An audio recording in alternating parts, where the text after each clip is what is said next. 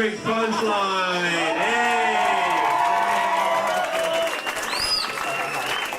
We got a great show tonight. We got more comics than San Francisco has hookers during Flea Week.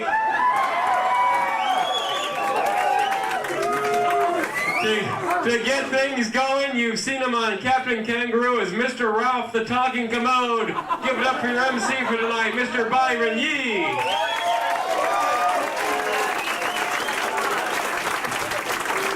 Thank you very much. Welcome to the Walnut Creek Punch Line. How are we tonight, huh?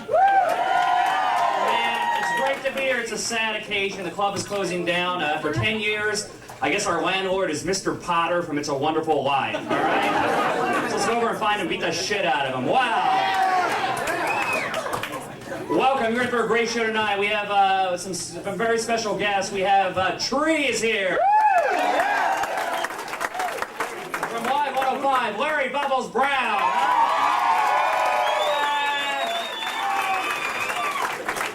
Also, Mr. David Feldman will be up here, huh?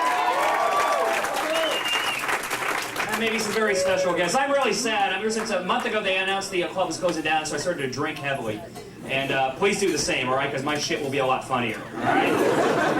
Now, in fact, last month I got so drunk my eyes became round. Thank you. That's Asian joke number 1, all right? Oh man, I'm really upsetting. I got to do a big, I wanted to, find the landlord and send him to the electric chair. But that's kind of, I don't know. I don't know if that is too vindictive. I mean, what do you guys think? Is the gas chamber cruel and unusual punishment? Oh, okay. That's cool. All right, what about lethal injection? It's funny. All right, what if we sent him to Kaiser? Would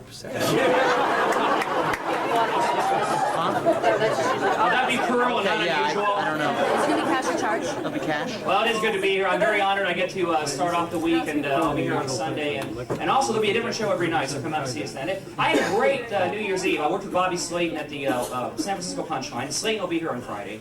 And Slayton hangs out with a bunch of famous people. And I'm not a heavy metal fan. I really screwed up. Who is the drummer from Metallica? Lars. Lars, right. I meant Lars from Metallica. And I said, you're Lars from Megadeth. Right? Which is a big fuck up. And he said, no, that's okay. It's a common mistake. People confuse me. By the way, I thought your sitcom was really funny, Margaret. And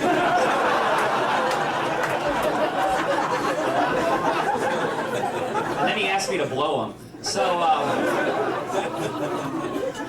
oh, wow. But I had a good New Year's Eve. It was a lot of fun. I had a good holiday season. Or holiday season good for you people? Yeah, I mean, it's really, holiday season is great. For all the Christians, it's Merry Christmas. For all the Jewish people, it's Happy Hanukkah. For all the atheists, it's fuck you, I guess. Yeah. Although I got some really interesting gifts for Christmas. I got rollerblades. Anyone rollerblade? Yeah. Big fucking mistake on my part. Yeah, pretty much proves the theory, if you're uncoordinated as a kid, you suck as an adult. No, my buddy says it's a great way to meet women. And he was right. I met a lot of women leaning over me going, are you okay? Yeah, it's supposed to be a sexy sport. Yeah, nothing sexier than gravel embedded in skin. Because after you roll 30 or 40 feet across the pavement, you're lying there spread eagle, drenched in sweat, blood, and urine. Some of it not even your own. That's when women want me. Oh yeah.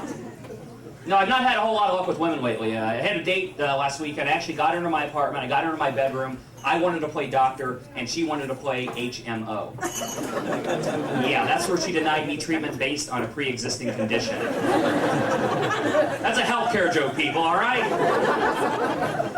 Oh, it's good to be here. Let me explain before we go any further. I am not originally from California. In fact, I immigrated here about 6 years ago.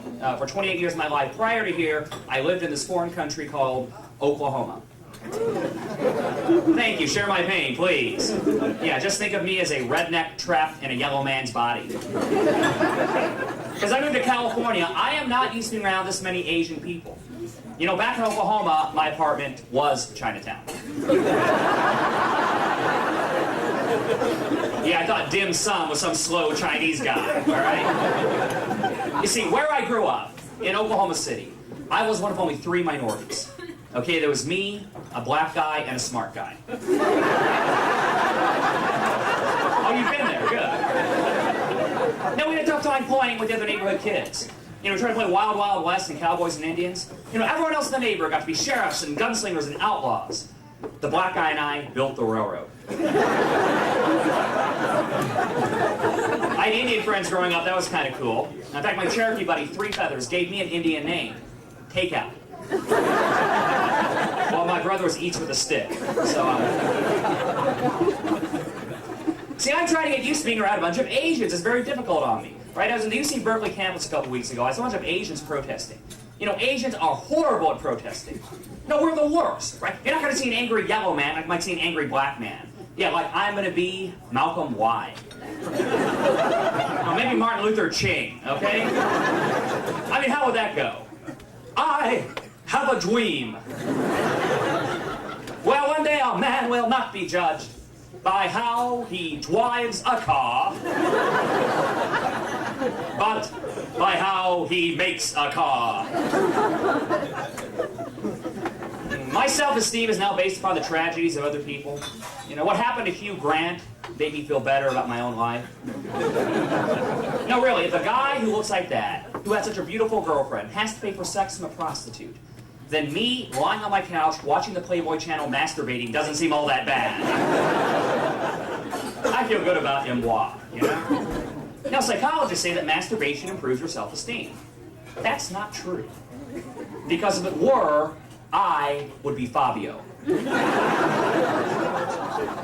We're uptight over masturbation in this country. Jocelyn Elders got fired a couple years ago for saying we ought to teach masturbation in the schools. Not necessarily a bad idea.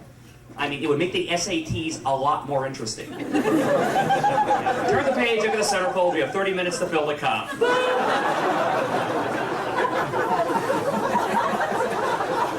If you need any help from the proctor, raise your free hand. Begin.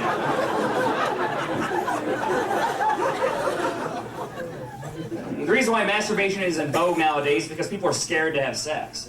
I mean, because of sexually transmitted diseases and AIDS. I mean, if you're with someone and you don't have a condom, all of a sudden you have to become MacGyver. Do you have saran wrap and a rubber band? Yeah, aluminum foil and some duct tape. Oh yeah, I know, my teeth hurt just thinking about that. Try taking that to Delta Dental, wow.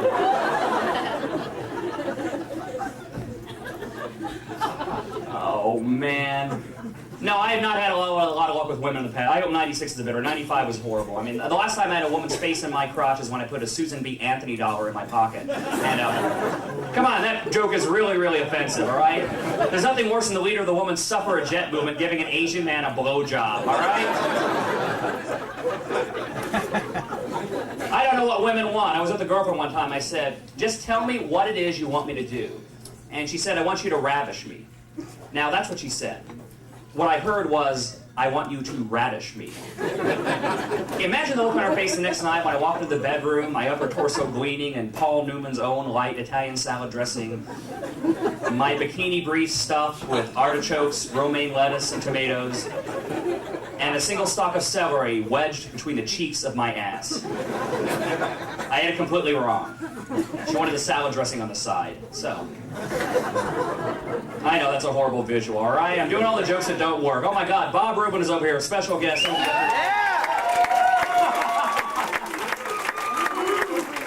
Yes, when you're going down in flames, point out celebrities in the audience, all right. No, I'm just trying to warm you up because I'm trying to rush through this because our next guest has got to get down and go to the San Francisco Punch Line, which will be very interesting. It'll be David Feldman's first chance to bomb in 2 cities on the same night. Yeah, kind of like Japan during World War II. So, oh man, you gotta understand that I am not politically correct. That's my problem. My first 6 months in California, I say, hi, my name is Byron. I'm from Oklahoma. I'm an Oriental American. And people would stop me and correct me and say, no, Byron, you're not an Oriental American. That's a racist term. You're an Asian American. I go, gosh, I'm sorry. I'm not used to being around this many minorities. I say, no, Byron, you're not a minority. You're a person of color. And I'm thinking, what am I? A fucking crayon? I said, what would you like to be called? Chinese American, Asian American? Hey, if it's politically correct, I want to be called a yellow banana nut stud muffin. Now consider me a slant-eyed rice-powered love machine, all right? See, one of the reasons I got into comedy, I moved to San Francisco 6 years ago to really study comedy and try to develop as a comic. It's something that Lenny Bruce said 30 years ago. He said it's not words that hurt people, it's the intent. Right? If someone uses a racial slur to hurt me and I let it hurt me, then he wins. But if I don't let it hurt me, then I win. Right now, I thought I had this figured out until I went to Idaho. Anyone go to Idaho recently? Yeah, beautiful country, a lot of racists. Right? I went running up there because 5 guys with a rope were chasing me. And, yeah, it turned out to be the Chamber of Commerce. So, yeah, I called for the police, and Detective Furman answered. So, I was really fucking up. No, I'm kidding. That's actually a stereotype that everyone in Idaho is a racist. That's not true. 99% of the people in Idaho, beautiful, wonderful people. The 1% that's racist ruins it for the rest of the class. Right? I was headlining a show in Idaho. I'm about ready to go on stage. People warned me this one guy was going to come up and say something incredibly racist to me. And sure enough, right before I go on stage, this guy gets into my face, pushes me in the corner, just points in my face and goes, "Listen, buddy, why don't you go back to where you came from, nigger?"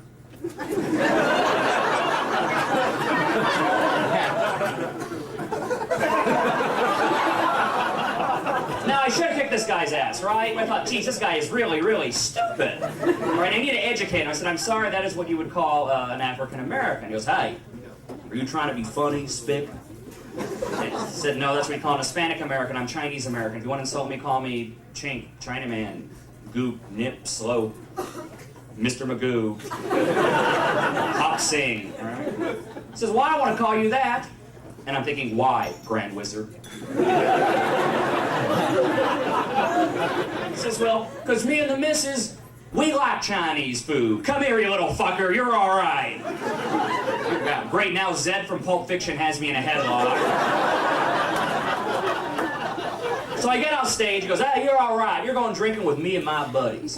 Now, I didn't do this so much as a request, as more like a hostage situation. So I went out and I got drunk. I got really drunk. I woke up the next morning. I did something incredibly stupid. I had actually joined the Klan. No, really, it was my job to do the laundry. All right, I got kicked out. All right, the next night I was washing the sheets. I threw in 1 red sock.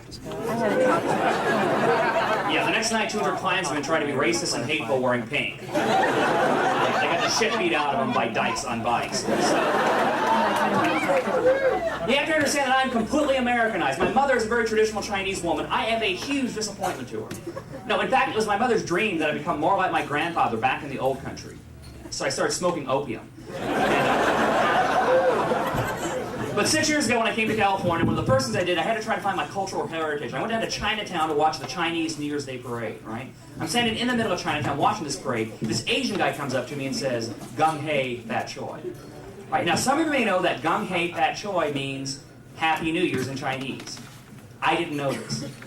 Okay, I'm standing in the middle of Chinatown, I'm trying to watch this parade, I'm looking at this Asian guy is looking at me, again he says, "Gung Hei Fat Choi."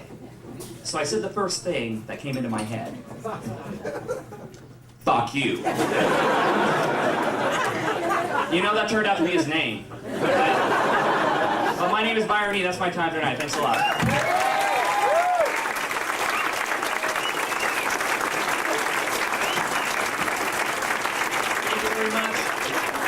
Guys are making me work. This is going to be a very, very, very fun night. Please, please, please tip your waitstaff because after Sunday, they're out of a job. All right? That's true. Listen, come support us. Live comedy, San Francisco Punch Line will be open and come visit us there. Without further ado, I want to bring up your next act for the evening. He's headlining tonight in San Francisco. He had to come by and say goodbye to this club. He recently won an Emmy Award for his writing on the Dennis Miller program. You may have seen him on Late Night with Conan O'Brien. Please welcome Mr. David Feldman.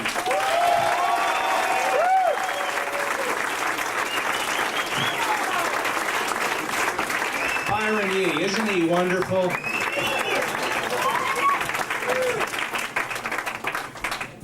Hello.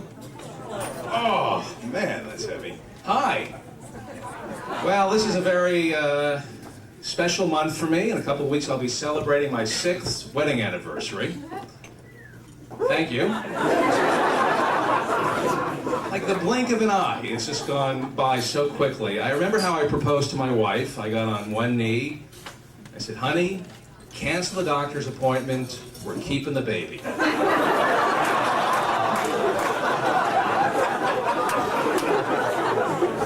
And I was a good sport during the gestation period because I don't know if you've ever been a child, but when you get into the 7th and 8th month, when it comes to lovemaking, you got to be creative, if you know what I mean. You got to try different positions, like her sister.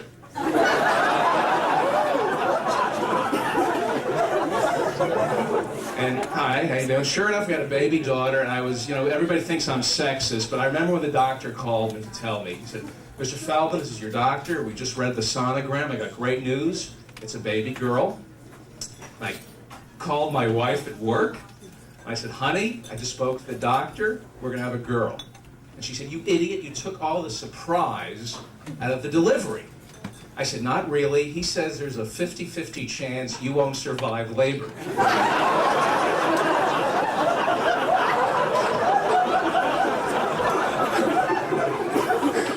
Oh, man. I think I might... Anyway, how you doing? How you doing? What's your name? Greg. Thanks for getting dressed up for the show. Greg, I appreciate it. You're a very attractive man, Greg. Do you mind if I tell you that? I asked them not to put pretty young boys in the front row. And they do it every... Might tell you that you have a beautiful smile. I bet you turn a lot of heads when you walk down the street, Greg. Just once, I'd like a woman to look at me twice. Just give me a double take. Just go... Instead of... Can I ask you a question, Greg? Hypothetically speaking, you meet the most beautiful woman. She's sexy, athletic, you have everything in common with her, but she's your grandmother.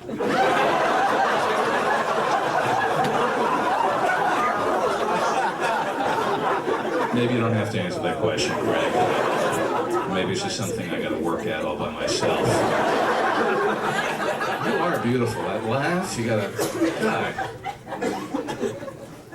I don't know, I'm not gay.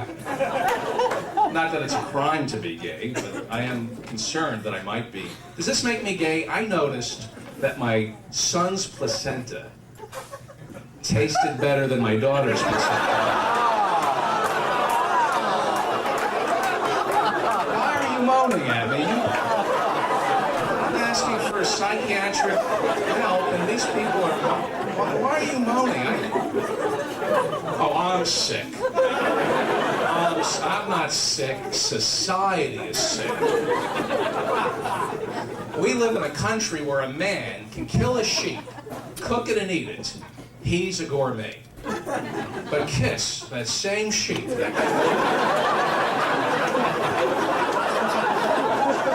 And I'm demented.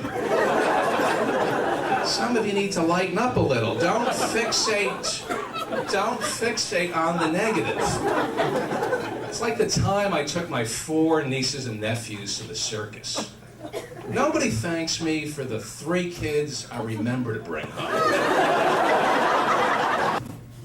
I do not like banal, trite comics. I don't like banal, trite expressions. If I hear je ne sais quoi one more time, I'm going to kill myself. Or joie de vivre, I'll blow my brains out.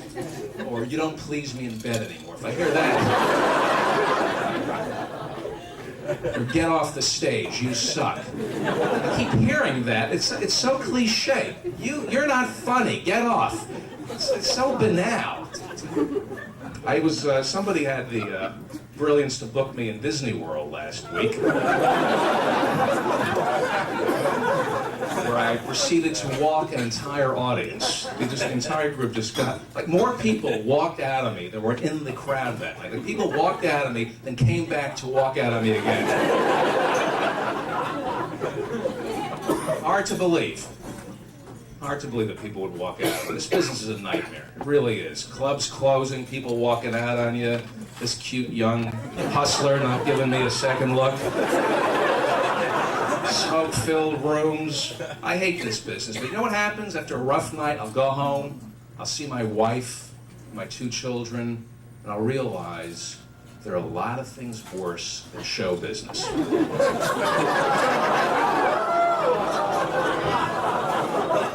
That's why it's very important for a comedian to have children. It puts things into perspective for him. Well, you think I have a bad marriage? I have like a really... You know about the Madonna whore complex? the Madonna. I have like a really twisted Madonna whore complex with my wife. I want her to be a whore around the house and a nun in bed. Is that sick?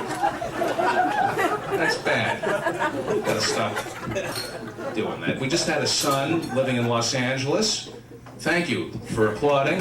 One person. And you should applaud me because I did all the work. She was flat on her back. I was the coach, barking out orders. I was Mike Ditka. Breathe, push, blow. And that was just conception.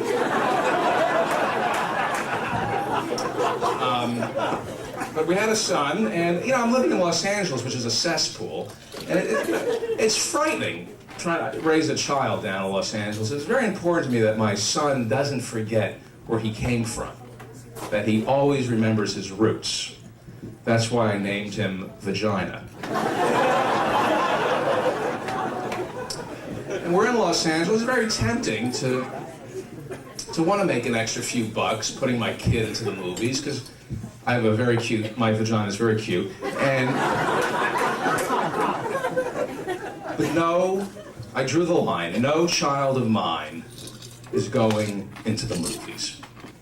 That's why we're going to adopt. Put those kids into the movies.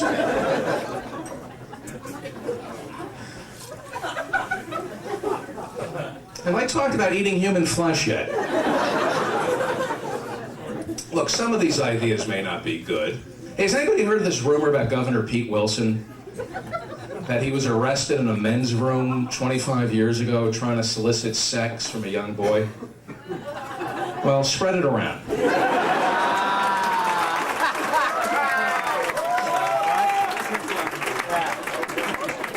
I don't like Governor Wilson. He's a racist, trying to pass 187 through the courts, which would deny hospitalization and education to undocumented workers.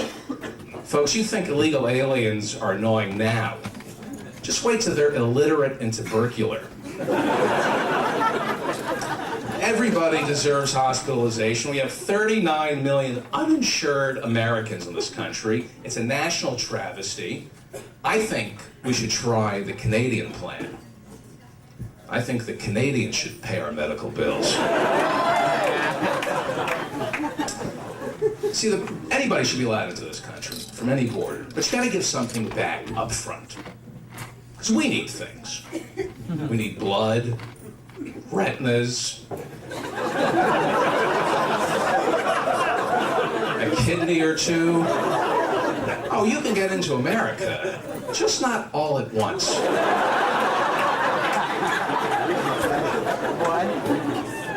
The problem is not illegal aliens. The problem is second and third generation Americans, these lazy sacks of fertilizer who sit in front of the television 5 hours a day watching Jerry Springer and too lazy to get off their fat ass and look for a job. Thank you. We need immigrants coming into this country to up the gene pool because you people can't stop reproducing. Any idiot can have a child. I have 2 kids. Doesn't that frighten you? You need a license to drive a car, but you don't need a license to have children? This has done more damage than all the cars on the road combined. And I'm just talking about my penis. Now, my wife and I, we have 2 kids, and I want another one. Another wife. Kidding, I'm gonna keep my wife. But for a while. Eventually I'm gonna have to dump her. But, well, no, because things, I don't mean to be offensive here, but things are going very well for me right now, and my wife stuck with me during all the bad times. And now that things are going well, she reminds me of who I once was. She reminds me of the bad times. So I have to get rid of her. What about the Dutch? They're good people. Why does everybody pick on the Dutch? I don't know. Well, anyway, no, I want to have about 16 kids, sir. With you. I want to have 16 kids, and don't anybody whine to me about zero population growth, because we're raising serial killers. There are going to be less people on this planet because of me. What? Think it's easy raising serial killers? A lot of these guys stop after 6 or 7 victims because nobody ever instilled a work ethic. The work ethic, that's what we need. That's why we need welfare reform in this country. Right? Are you with me on this? The free ride is over. And the first people we go after are people collecting trust funds. Inherited wealth is welfare. It makes people weak. It causes them to drink. Get rid of trust funds. I need a punchline right around here, but and we need, I'll figure it out later on the ride home. And we need term limits. That's what we need. This country needs term limits for voters. Take the vote away from senior citizens. Right? That's why this country's so screwed up. You know who does all the voting in this country? Your grandparents. And my grandfather always says, David, it's election day. Are you going to vote? Are you going to vote? If I'm not mistaken, Grandpa, that's Tuesday. I have to go to work so I can pay taxes to pay for your fucking Social Security, Grandpa. That's why grandparents vote, because they don't have jobs. And you know what? You know what? Why do you think this country's so screwed up? Because senior citizens are doing all the voting in this country. And they're trying to sabotage the system. Because they're jealous of our youth and our good looks. They know they're not going to be here much longer, so they say, what can I do to get even with all these young, good-looking people? I know, I'll vote for Newt Gingrich. Take the vote away from the elderly. They have to get their driver's license renewed. They shouldn't be allowed to vote. You know I'm right. And take the vote away from 18-year-olds. That's why this country's so screwed up. Why do we allow 18-year-olds to vote? Especially men. 18-year-old men are at the height of their sexuality. They are not concerned about legislation. You put an 18-year-old male alone in a voting booth, a voting lever is the last thing he's going to pull. That bit is now 12 years old, ladies and gentlemen. Thank you. I'm celebrating the 12th anniversary of that bit. Thank you very much. Now, I'm going to keep doing it because I'm not prolific. But the point I'm making is, I should be running this country. There'd be no sex ed in America. Can you believe that your tax dollars are going for sex education? I don't need some pervert from NAMBLA coming into my... You all know about NAMBLA? The North American Man-Boy Love Association? Well, some of you might know it as the Boy Scouts of America. I hope I'm not alienating anybody here tonight. I don't need some pervert coming into my daughter's classroom and teaching her how to wear a Trojan.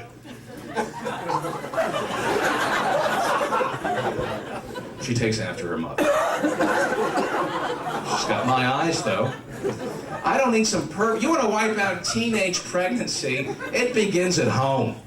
It's the parents' responsibility to sit your children down and teach them shame for their bodies. You see your children walking around naked, you go, bad genitalia. Evil, disgusting, put some clothes on. This way they learn to hate themselves, and you don't have to worry about them getting naked and having sex. Don't you understand what I'm saying? Our greatest weapon against teen pregnancy is instilling in our children a sense of self-loathing. Because young kids are having sex now at the age of 12. My God, I didn't lose my virginity until after my first child was born.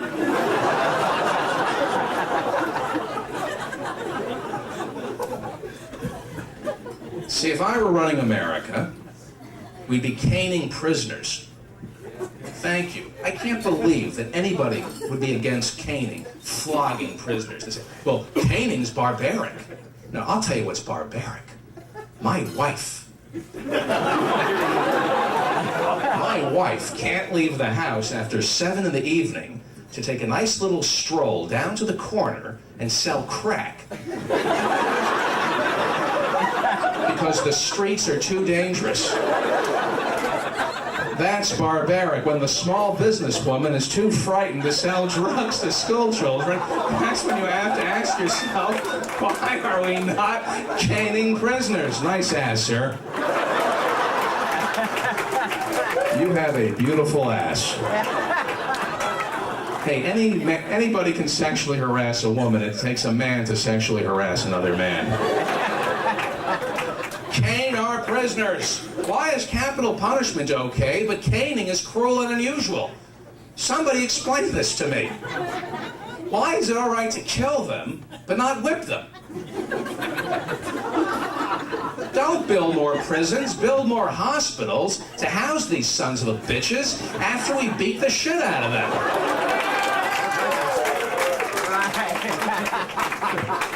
Now, I'm for caning prisoners, but I'm against corporal punishment. I don't think children should be beaten in a classroom. Because I pay my taxes. I want my teachers to teach, not to have a good time.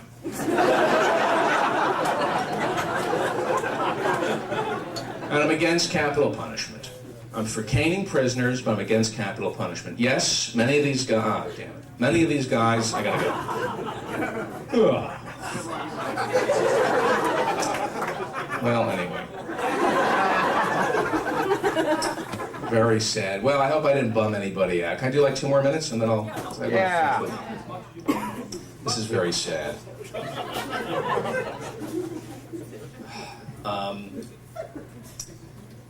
Well, you people work hard. You don't need some comedian whining to you.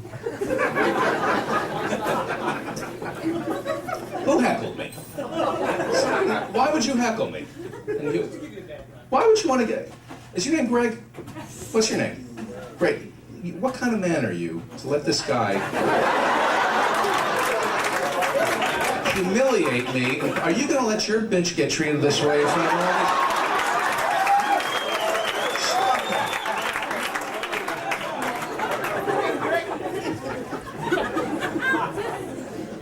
You people work hard. You don't need some comedian whining. Maybe I said some offensive things to women, and I apologize. Maybe I said, who called me a liar?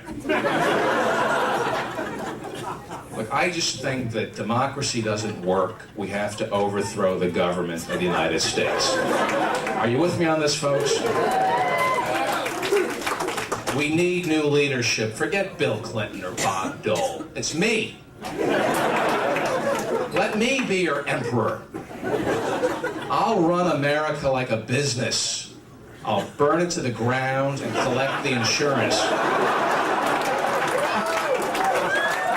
I want you to go home and burn your copies of the Constitution. It's a rag, not worthy of a junkyard dog. Written by our founding fathers, the syphilitic, slave-holding, pot-smoking, cross-dressing, male chauvinist pigs who believe that women and African Americans should be denied the right to vote. And that's wrong. African Americans should be allowed to vote.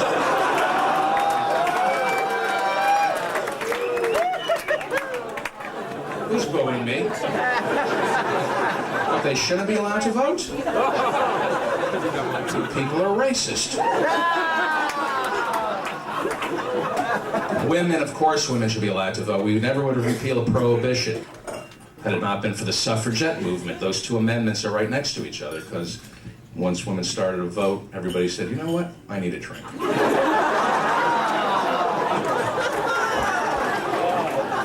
By the way, don't hiss me. My last night here, first of all these jokes have been pre-approved by my wife. Okay? She would tell you this stuff is funny if she could speak English.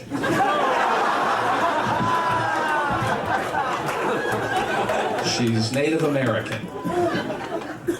She's a Navajo. Or some kind of hoe. I had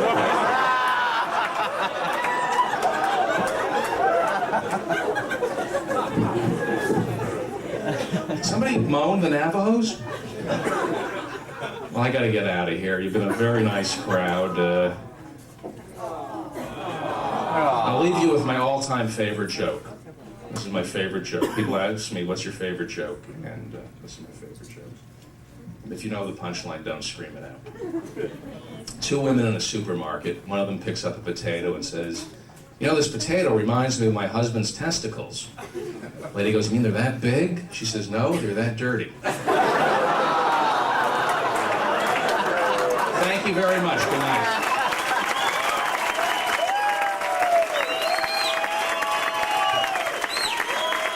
David Feldman, ladies and gentlemen.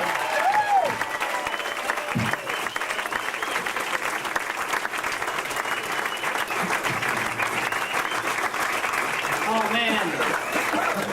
David Feldman's last set at the Walnut Creek Punch Line, and he didn't bomb. Man, that's... No, amongst comedians, he's known as the Timothy McVeigh of comedy. So, I can say that because I'm from Oklahoma. All right. Please super waitstaff have a very special guest coming up. He is a former cartoonist for National Lampoon. And if his set goes well tonight, he could be working here at the Walnut Creek Punch Line next week. Ladies and gentlemen, please welcome Mike Welch.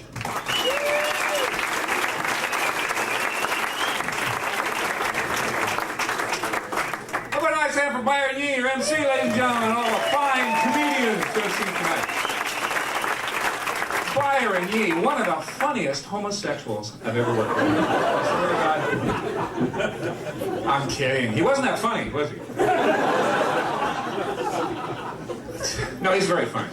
And I'm not homophobic, don't get me wrong. My brother's gay. Figured that out one night when he let me blow him. You know. I'm kidding, jeez. I forced it on him. I held him down. Oh, man. I was down in LA recently doing some auditioning. They never put you up down there. You gotta get your own place, you know. So I got this motel room, thin walls.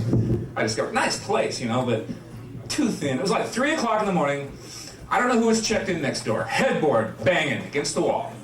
Now I'm laying there all by myself thinking, God, I wish my wife was here. Yeah, she could bitch about it too. Been married for 11 years, celibate for 10.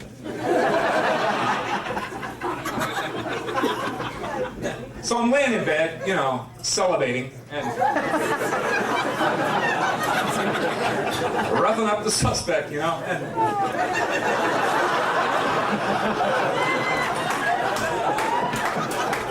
well, a lot of married people here tonight. Like, marriage, okay, it's a lot like this, isn't it? It's like, it's great, it sucks, it's great, it sucks. Well, I like the sucking part. Just never happens anymore. That's the problem. But, I mean, it's like when you're going uphill, you're like, you know, you're in love with a capital F. How dare I? Isn't that the job of a broom, to interface with dirt? Jesus. I hate fighting with her. She's way too sensitive. I called her a flaming buttwad. She took it the wrong way. No. I asked her to marry me because I misunderstood something she said. She told me she had a cute angina. Thank you. Thank you very much.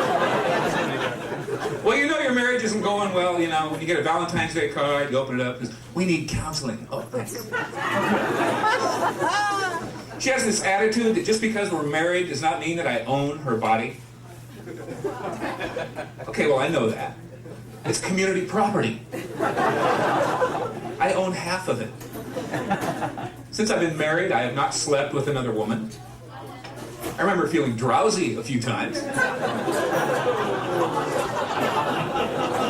And women are looking at me like, what a fucking dick. Let me explain comedy, at least how I do it. The setups are true, the punchlines are fiction. Having said that, feeling kind of drowsy right now, as a matter of fact. Haven't been sleeping too well. You know, they say your favorite sleeping position is the one you favored in your mother's womb. I can't get to sleep without a coat hanger around my neck.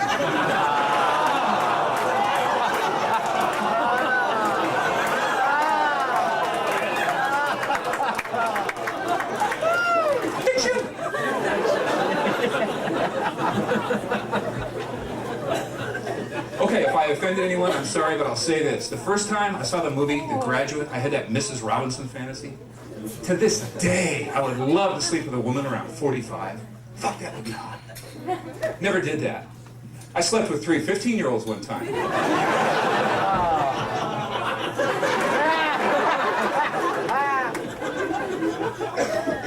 7 years ago, my wife and I decided we're going to work on having a baby. A lot of fun, get laid every night. 2 years later, no baby. Then I told her about the vasectomy. Because it's not that easy conceiving a child. I thought once or twice on the ovulation cycle. You know, we're getting really desperate at this point. We're watching PBS shows about how to get her pregnant. Did you know women produce 1 egg a month, and every guy produces over 100 million sperm a day? And my wife thinks I'm lazy? Hell, I can do that just laying around listening to motivational tapes, you know? I have no problem with that. So I took her to the doctor. He told us we're going about it all wrong. According to medical science, best way to conceive a child, have sex every other day. We tried that, didn't work out. Because I got Mondays, Wednesdays, and Fridays. She got Tuesdays, Thursdays, and Saturdays. Still no baby. Took her back to the doctor. He put her on welfare. Boy, did that work.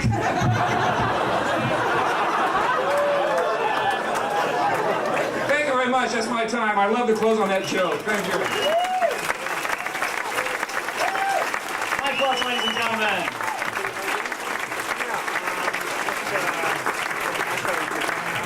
Again, it's a little bit of a message. For God's sakes, please take your wait staff. Your next comic has been seen on Late Night with David Letterman, MTV's half-hour comedy hour. He used to be one of my best friends in the world, but on New Year's Eve, I caught him making out with my date in the foyer of the San Francisco Punch Line. Ladies and gentlemen, please welcome my former friend and from Live 105, Larry Bubbles Brown.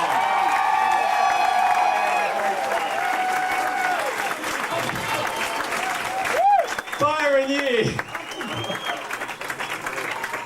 Pardon me for, she needed a man that could satisfy her, Byron, you know? You're there at a party hat with your limp noodle for 4 hours. She needed the bub nub. Nah. This is great. Wednesday night in the creek. It's over. Oh, man. Oh. Really upset. I found a small lump on my testicle. Doctor said, "You idiot, that is your testicle." Don't trust this doctor. When you get a prostate exam, should the doctor have both hands on your shoulders? You may experience some discomfort, or you may send me flowers. Welcome to San Francisco. Oh man, I'm gonna miss this club. There's always so many good-looking women out here. Of course, it's been a while since I've had sex. Yeah, I've been celibate for a long, long time. My sperm's backed up to my cerebellum. Before I can have an orgasm, I'm gonna have to file an environmental impact statement. You know?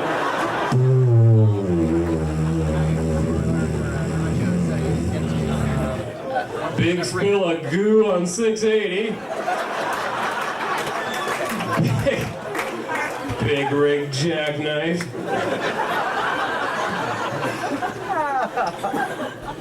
What is it with women? I used to think I was a good lover. Turned out my partner was an epileptic. Oh, the kicking, the moaning. I thought, hey, I'm doing pretty good here. When she said she swallowed, apparently she meant her tongue. And yes, I'm available for children's parties.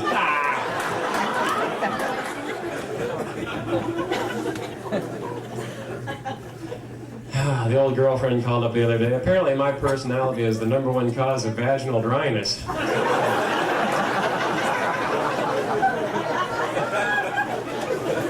I used to be young. I used to have the babes. My bedroom had more legs in the air than a drunken millipede. Ah. The world's largest Muppet. Ah.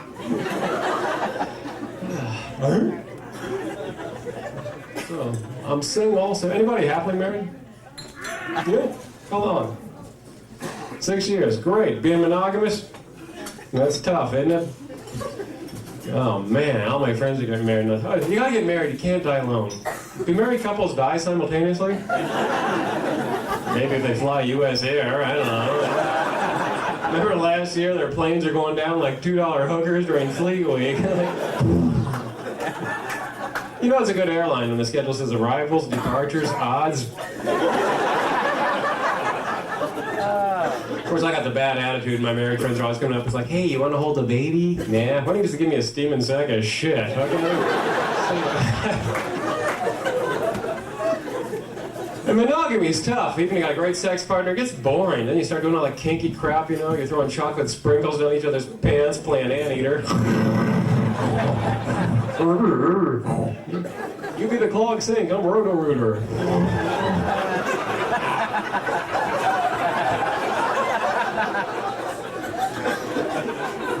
What the hell am I talking about? Ah.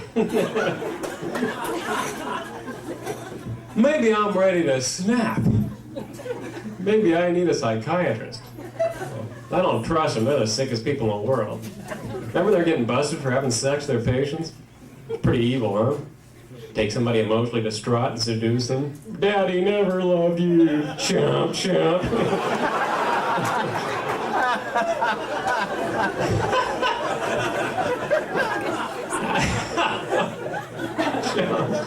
That, by the way, is the international sound of oral sex. Chomp, chomp. Get it? I took something beautiful and made it ugly. That's funny. Ah. Woo. I don't know. I can't keep doing traffic reports. Too early for me. I guess I'll have to go. Creek's closing. I'll have to go on the road. Play wonderful gigs like Salt Lake City. Yeah, try to make a room full of Mormons laugh. I always say the wrong thing. Like, don't Donnie Marie suck? Hail the Antichrist.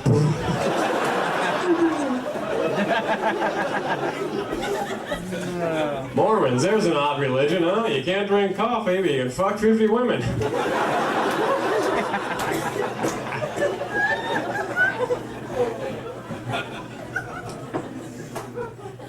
Well, she wants me. Okay, you can always tell by women sense my power.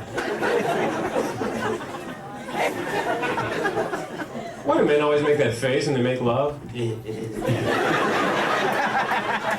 I would hate to be a woman, have a big sweaty guy on top of me.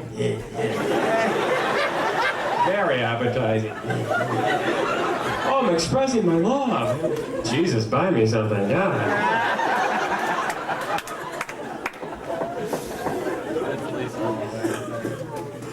So I'm a pessimist. Any pessimists here? Couple? Good for you. Good for you. People hate us. We speak the truth. People don't want to hear it. Life's delicious. I hate optimists. Like, life's a big juicy apple. Take a bite. It's a poisonous mushroom. We're gonna die. Fuck off. Is the glass half empty or half full? It's polluted. We're dead. It's over. I've always been like that. Little kid. I was 4 years old. Larry, you want a cookie? Why? We're gonna die. Good attitude for a 4-year-old. It's over. You want to make love? Oh, I probably won't get it up. Why even try? Nah. Oh, sure, sometimes I'll get an optimistic thought like, you ever notice how a double-barreled shotgun fits perfectly inside the human mouth?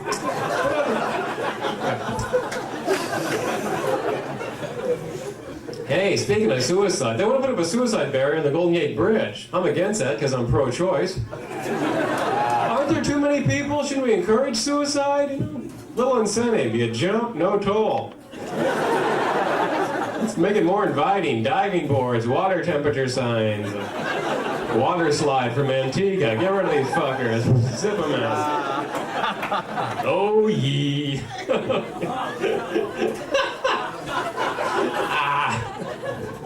Oh, yee. So as you can tell, I'm really getting healthy in 96. My body's tighter than a... I'm working out. I'm buffed. Think I'm working out too much. I got a washboard cock. Hello! It looks like the Michelin Man. Is this thing on? No, I'm almost a vegetarian. I'm only eating animals that kill themselves. Lots of lemon pie. Vegetarians are the most obnoxious people in the world, aren't they? The whole world has to know they don't eat meat. You got one over there, you take them to a restaurant, the whole world, you know, they're always trying to find meat and everything. Waitress, is there meat in this salad? I don't eat meat. I'm a vegetarian.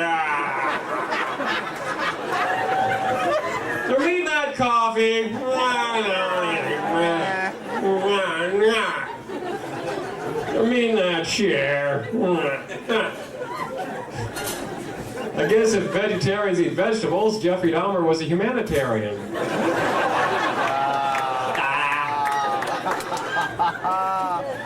So, 2 years from now, I got 2 years. I'm just gonna snap, have a complete nervous breakdown. You're gonna see me in Berkeley, half man, half beast, wearing a tattered leisure suit, running around the pier stealing fish from people. Running up Shattuck, bewildered by stoplights and cars. It's Salmon Man! Didn't he used to be a comic? Salmon Man wanders into a house of prostitution. Ah! No, Salmon Man, you can't pay for sex with a dead fish.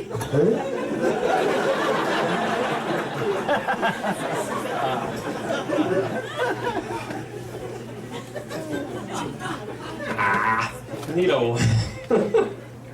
Maybe I'll cruise over to Black Angus. A lot of chicks over there. Yeah, women are lucky. You can have sex anytime you want. It's so easy for a woman. You just point a guy and go, I'd like to have sex with you. Okay. Man, we gotta beg and whine and plead and pay. Are you open? I have cash. Oh my God, you're so beautiful. Oh man. Men get horny, that's ugly. You ever see these guys, like, they strike out a Black Angus, they're so fired up, they're cruising Safeway 3 in the morning trying to pick up anything. They're taking a second look at the Swiss cheese. Bad move, security seals off aisle 5, they're humping away at a big wedge of Gouda. That can't be healthy. They're meat in that cheese.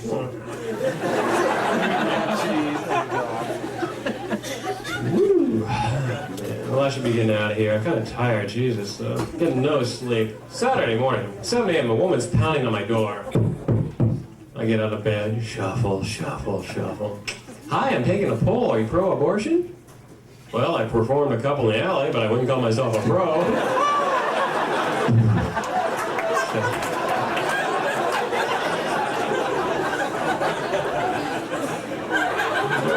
You gotta piss people off. Drive around Mills College with a bumper sticker. I believe you, Clarence. Honk, honk.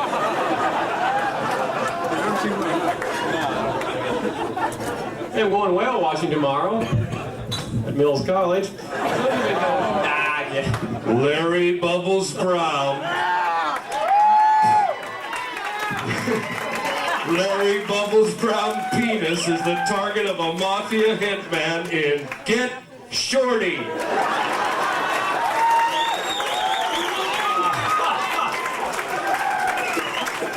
It's so different on this side. It's fun.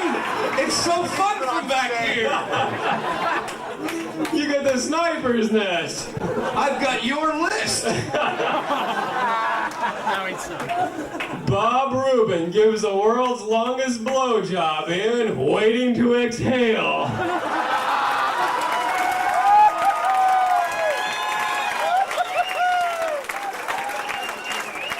There's a holiday classic. Larry Bubbles Brown can't get it up with a hooker, so she gives him his money back in My Fair Lady. Bob Rubin leaves a little treat on his girlfriend's pillow in Sperms of Endearment. Larry Bubbles Brown swears he has a 12-inch cock in The Lion King.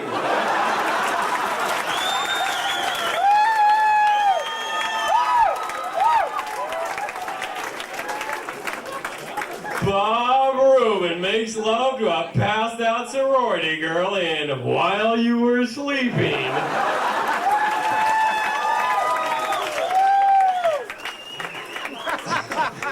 Oh, Lord. Larry Bubbles Brown masturbates excessively in The Color Purple.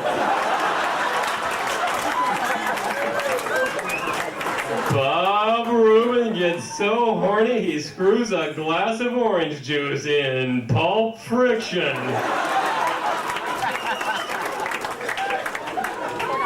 Larry Bubbles Brown sodomizes an underage Greek god in Apollo 13.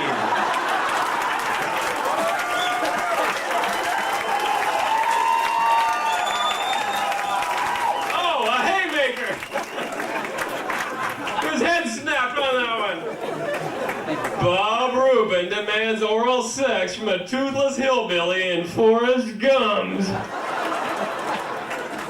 Larry Bubbles Brown penile implant goes haywire in The Firm.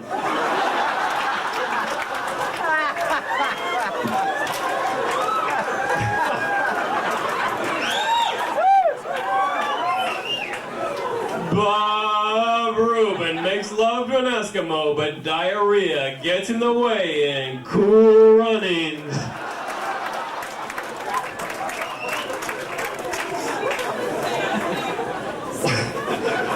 Larry Bubbles Brown disease-ridden cock is suspect in Old Yeller.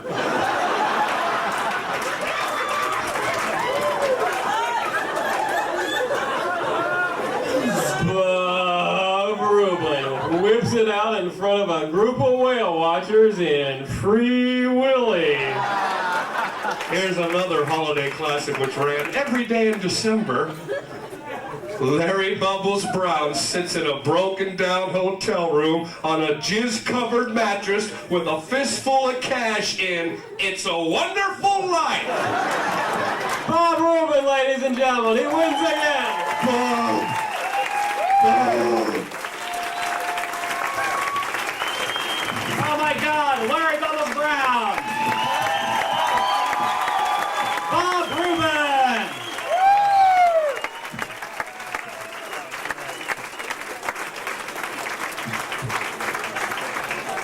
Well, as we say in the business, follow that, motherfucker.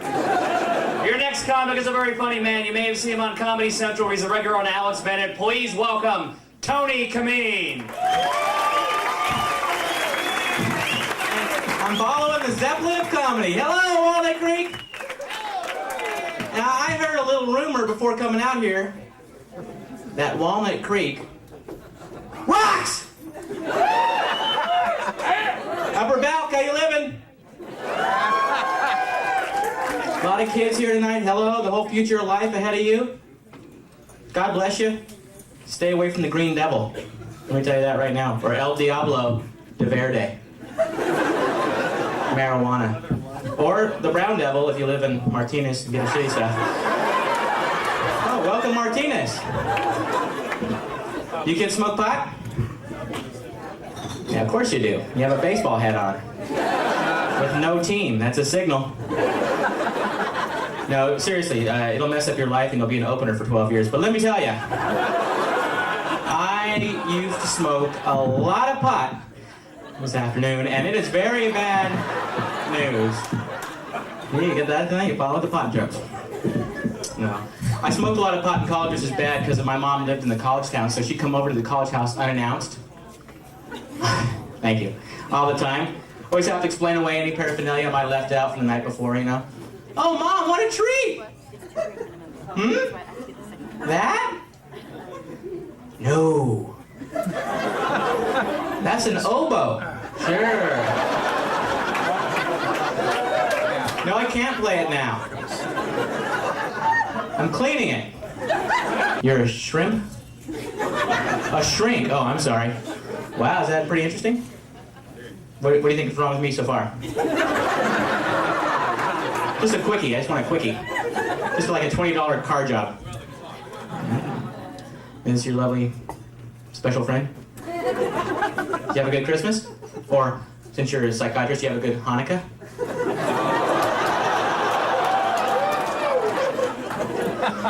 I spent Christmas, I was here last week. I loved playing Christmas, Christmas week here, because, Christmas in Walnut Creek is a white Christmas, and I had a good time here. They're empowering. Like I kicked out the minorities, okay. I'm sorry, this guy still is lost in the pot joke. Sir, a bong is like a big water pipe thing, okay? Do you have a son or daughter?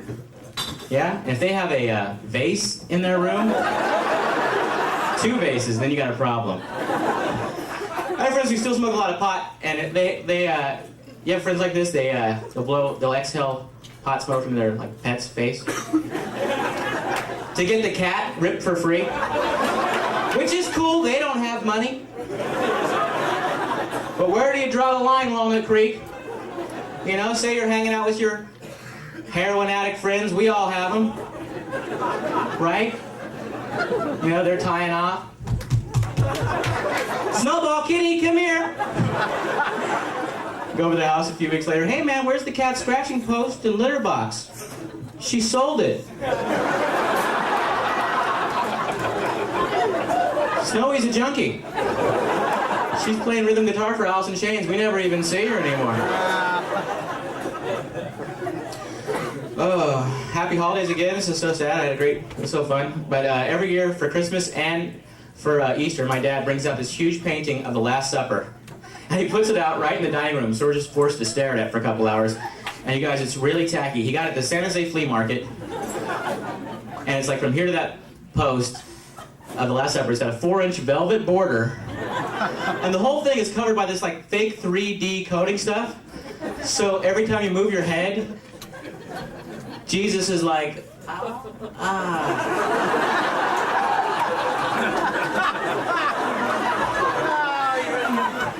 gonna go worship the devil, Dad. I'll be in my room. Oh, it's so fun coming back. I moved to Los Angeles. Wow, Dave's not kidding. You do have here a pretty boy.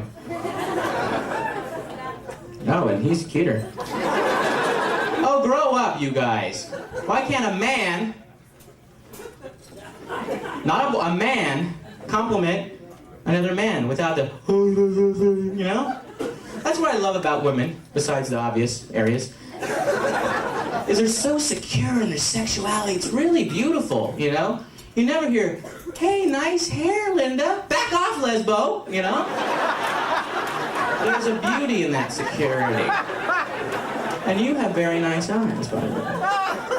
Very kissable lips, I would imagine. So I moved to Los Angeles about a year ago, which is kind of bad because I'm very poor now. Now, please, folks, don't let the fancy lights and expensive clothes fool you. I am not that much better than you people. I recently had to start shopping at the 99-cent store for dinner, and there's a 99-cent store on Sunset Boulevard, and then right across the street, someone opened up a 97-cent store. And you actually see people like, whoa, wait a minute. And you go to these places, and you see products in these places you see nowhere else in the world. Ah, I didn't know Pennzoil made a chili. I'm gonna have a 30-weight con carne. And it's hard to be in a relationship because I travel a lot because I'm very successful. And so I recently, I tried phone sex for the first time. Please don't judge me, which is a bad idea because I have friends and family. So I gotta expand my calling circle. I recently did switch though from AT&T to Sprint. Anybody switch? Feels good, doesn't it, man? It's like a squishy feeling. Now, but I'm used to that AT&T, that big blue brother. I switched because AT&T just wasn't meeting my sophisticated fucking telecommunication needs. And and I owed him about $400. So I switched to Sprint. And when you call long distance, back me up, balcony. You get that AT&T little song, and it's so fucking bring AT&T. And Sprint's like this. Hey, thanks for calling Sprint. It's like, hey, wake up, we got a call. You know. I wasn't sleeping. What do you want to know? Nice to meet. People get along better here in the Bay Area than in LA. I think. You know, big problem with skinheads. And I was talking about my brother. He's never even heard of a skinhead. I'm trying to explain to a skinhead someone who's very racist, mean, and bald. Ah, like Dad. Bingo. Actually, I just got this summer. I did a tour with my friend RJ of like Montana, which is here's the club right here. Basically, this is all Montana right here, and here's the club. And we were driving back through Idaho, which is a lovely state, and the sun's coming right between the sun visors. And I'm doing this to try to block out the sun. And if you do this in Idaho, people will do this back to you. You know, they're just. Hello. Are you from Idaho, sir? Well, you're moving there, aren't you? You fucking racist. I'm just teasing. I love you. So before the show, the whole cast, we went out to McDonald's on the Punch Line. They didn't care. It's the last week. They're putting out a spread. And they said, get what you want. Get the McLobster. We don't care. They're very nice. They treat you right. And I love McDonald's because McDonald's hires the mentally handicapped for some of their counter people. And I think that's very empowering, and I think that's a great gesture. Yeah. I mean, you know, you have to be a little patient, right? Because they don't get the order right every time. Excuse me there, Timmy. I think you're doing a great job. Uno problemo. You see, Tim, I ordered a cheeseburger and a Diet Coke, and I got a clock and a sponge. It's not right there. Tardo meal deal, I think is what I think. Oh, come on. One of my best friends, his name's Billy. He's retarded, and I told him that joke, and he thought it was fucking hilarious. Of course, you know, he's retarded. He thinks Andy Rooney is fucking hilarious. So the point is, we gotta try to build some bridges here, right? Right, Mr. fucking Walnut Creeker? Snowboard fucking rager, dude, right? Is there any snowboarders that don't smoke pot? Is there one fucking snowboarder who doesn't smoke pot? You haven't met one. You guys smoke a lot of the pot? I guess that's a yes. You're showing me your shirt. You gotta be really fucking a big stoner to get pot stains on your shirt.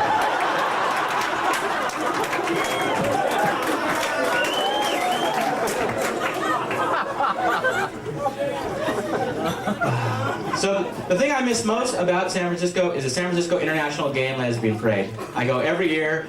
It's the blast. And I go every year to the Gay and Lesbian Parade because for me, it's just a nice chance to see some ex-girlfriends.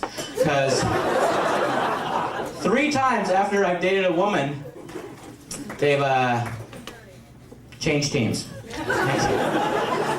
You know, and at first I try to be very nurturing and supportive, you know, well, God bless you, go get him, tiger, you know.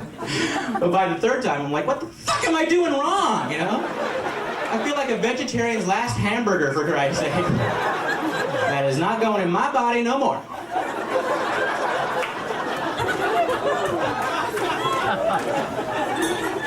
But it doesn't matter, right? Gay or straight, doesn't matter. That's why my heroes in love and life are Siegfried and Roy. Because all that matters in love is someone who just gets you and understands you. Maybe has the same taste in books, films, you know, food, culture, whatever. And let's face it, folks, they are gay white tiger trainers. And they found each other. Where's that bar?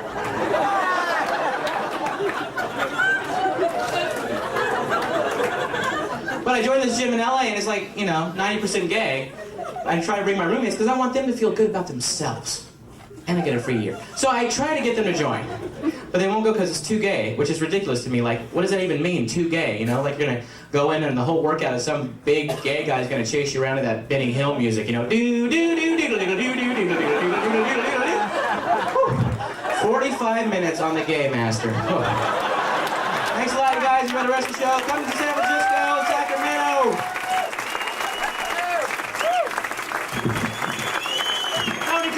and gentlemen, huh? You are a terrific crowd. Please tip your waitstaff. You're really, really good. We might have some really special fun later on, and we're going to have fun right now. Ladies and gentlemen, your next performer. You may have seen him in the movie Mrs. Doubtfire. He was named Best New Comic at the Edinburgh Festival. Please welcome Scott Capurro. Byron Yee, everyone. Let him know how much you love him. He needs to be told. Very nice to be here. Happy holidays. We're coming over, but we're here anyway. Look at all you crazy kids. Everybody have a nice Christmas? Woo! I spent the holiday, because I'm single, I spent most of the day at the kiddie table telling dick jokes to 9-year-olds. And they really don't understand irony. They're American. Why can't I maintain an intimate relationship? And it's not because I'm gay, so fuck that. Because people always say that gay men cannot maintain intimate relationships, because all we'll do is have sex. Sex, sex, sex. Not true, I don't sleep around for the sex. I sleep around for the decorating tips, actually.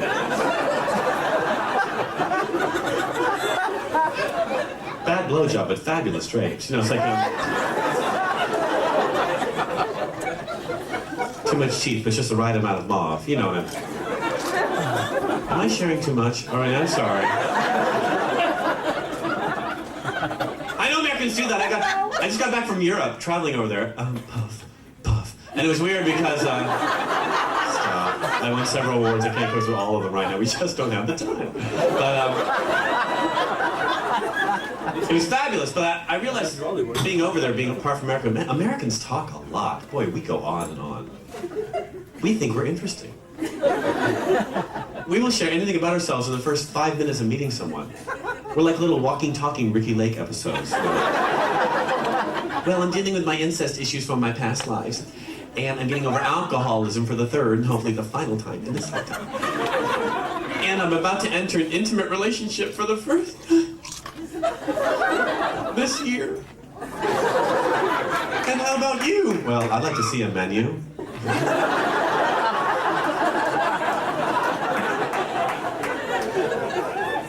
But being in Great Britain was interesting because they have so many sweet euphemisms for gay men that I was not aware of.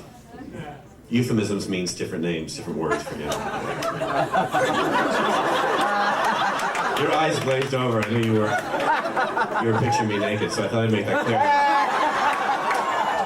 Euphemisms. You look kind of familiar to me. What is that? Can you turn around? No. Oh, see? It always comes down to that. What's your name, stud? What is it? Greg. Is that 1 G or 2 G's? 1? That's hot.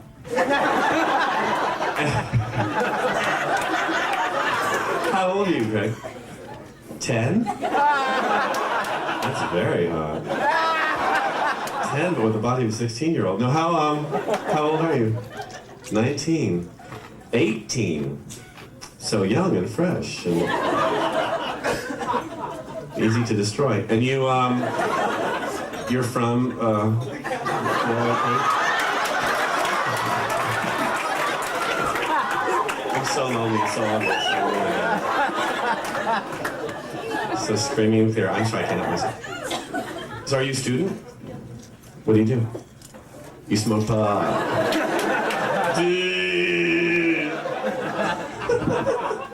And are you heterosexual? That means straight. I'm sorry. I didn't mean to patronize you. That means talking down. So they're doing really well, aren't they? This is why I'm single, you're saying. So you're heterosexual. And where you go to meet women. Wow, that's great. Are you an actor? Then get your fucking knee off the stage. What is this, a coffee table? Welcome home. Jesus Christ. Can we talk about me for a while, Greg?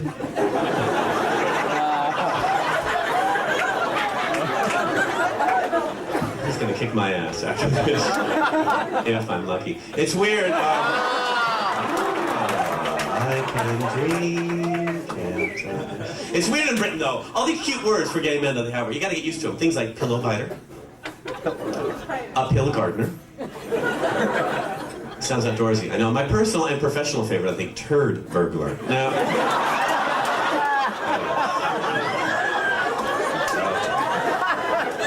welcome to the UK. They stamped that on my passport. It's weird because, yes, it's beautiful. Some guy was yelling that out at me in London during a show to piss me off, to heckle me. But he doesn't know where I'm from. I'm from a place where people yell at things like homo, faggot, queer.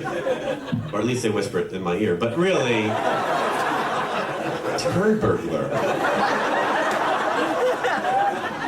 Makes me sound like a McDonaldland character. I can't.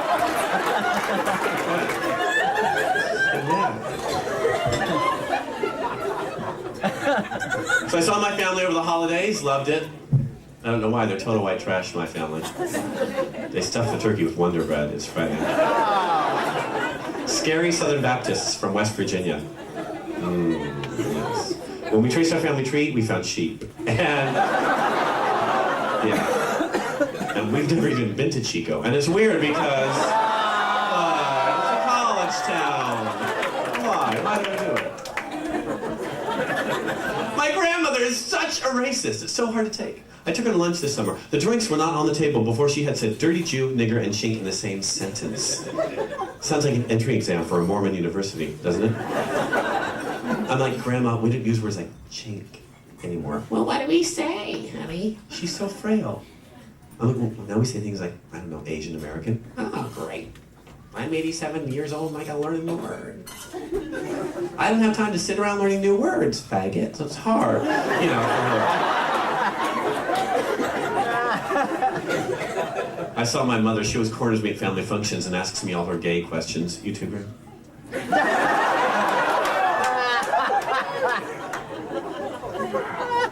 You're so cute and young and fresh and you're not pierced everywhere like kids are these days. You have one little one, that's fine.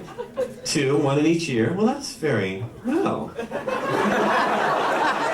Somebody's been spreading their wings. You got two in each ear. Why isn't he looking at me? What is this? Is he napping? What? A little late for you? Shows up here. Hello. Checking out the carpet. I said, nice.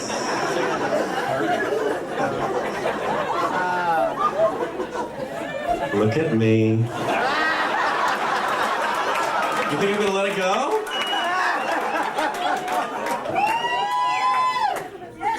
You gonna pour that on my feet? That's hot. Just be careful, because I can pee on you from here. And then we'll do what I like. You obviously don't know who I am. Is this your lovely wife? Are you his lovely wife? Charming. Cute. How long have you been together? 5 years? Congratulations, ma'am. You must have an amazing imagination. What? It's beautiful!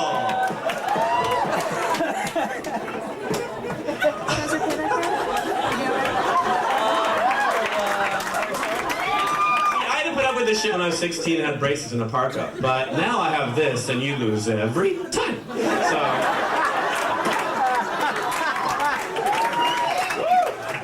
It's the last week. Can't we all love each other? Can't we all just get along? I like you. Like me. Hold me.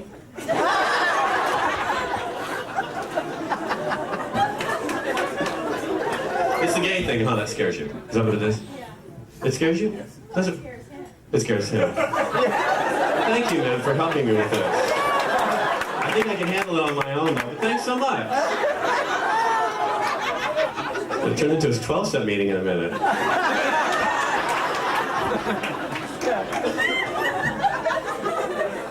I don't want to offend you. Paid your money, right? You deserve entertainment like everyone else, and it's the last week here, and that's fine. You do have a nice ass. I can tell from here. David was right, though.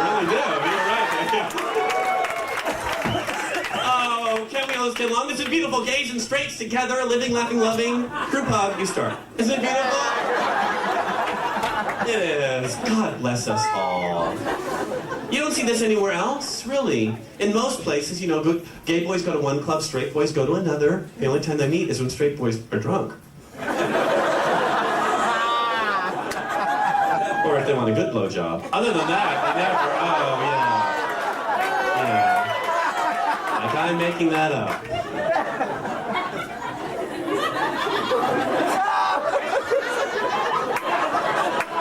Are you okay? You got in there? You all right? While you were out, we all stood up and told a little bit about ourselves, so don't sit down. He shared, not your turn. I love flirting with straight guys. It gets so silly. And I know you're straight because I can tell by what you're wearing. And, black shoes and a beanie. Snappy. It's, denim for days. We're not doing that anymore. It's so good that I'm here. You guys need a gay friend to follow you all around and go, no.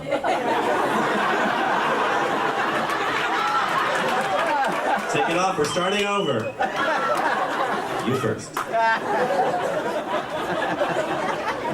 Why do straight guys get so intimidated? So after the show, I'll go in the men's room. Everybody will be peeing. They'll see me. Raiders.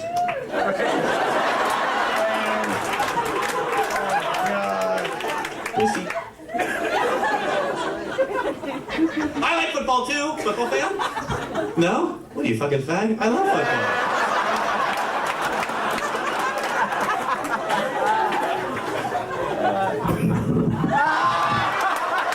Now you look. Too late, missed it.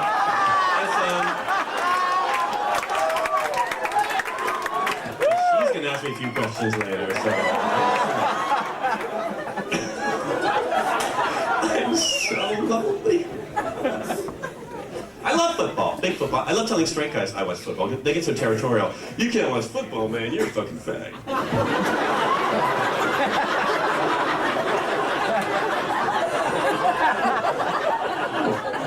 I'm like, oh, you're right, I have a gay TV. Every time I turn on the sporting event, it's a 40s musical.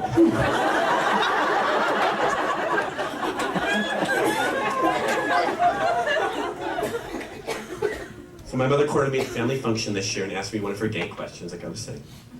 It's so irritating. Honey, listen, Daddy and I are watching Ellen, you know that show? And we were just wondering, what do lesbians do in bed together? I should have given you your number, am I right? I'm right. I'm like, Mom, I don't know, because guess what? I'm not a lesbian. If you want to know, ask your neighbor, Miss Schmidt. Miss Schmidt is a lesbian, honey? Are you sure? I just loaned her the turkey baster over the holiday.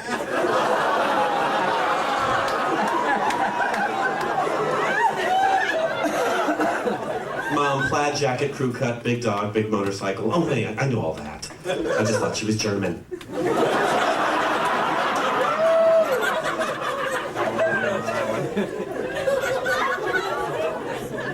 It's weird to me. I know it pisses straight people off. Maybe I can relate. Maybe we can find some common ground. You're not.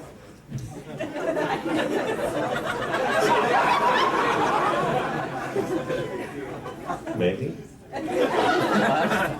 Straight people think, okay, maybe you think that gay men think everyone's gay. That pisses straight people off. You guys think everyone's gay. We're not all gay. Some of us are straight. And we know that. We don't think everyone's gay, we just think the cute guys are gay. I mean, no one's gonna out Bob Dole, for God's sake, but Tom Cruise is a big cocksucker, we all know it. And it's weird because in that way, we're like Jewish people. Not just an oppressed minority, but Jewish people think everyone's Jewish. They're all just kind of lying about it. My neighbor Stephen, he's Jewish. We watch TV together. He points out everyone on the screen he thinks is Jewish, which is really everybody. Whitney Houston, Jewish. Mel Gibson, Jewish. Gay men are the same way, though. Tom Cruise, he is so... I have a friend who does his laundry. But gay Jewish men are the worst. Lassie, gay. And Jewish, watch him roll over.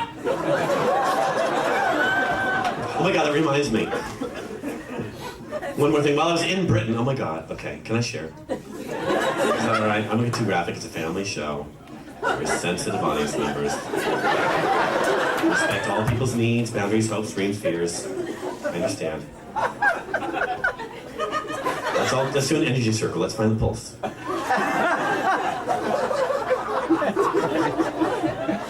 I'm gonna make you laugh if it kills you.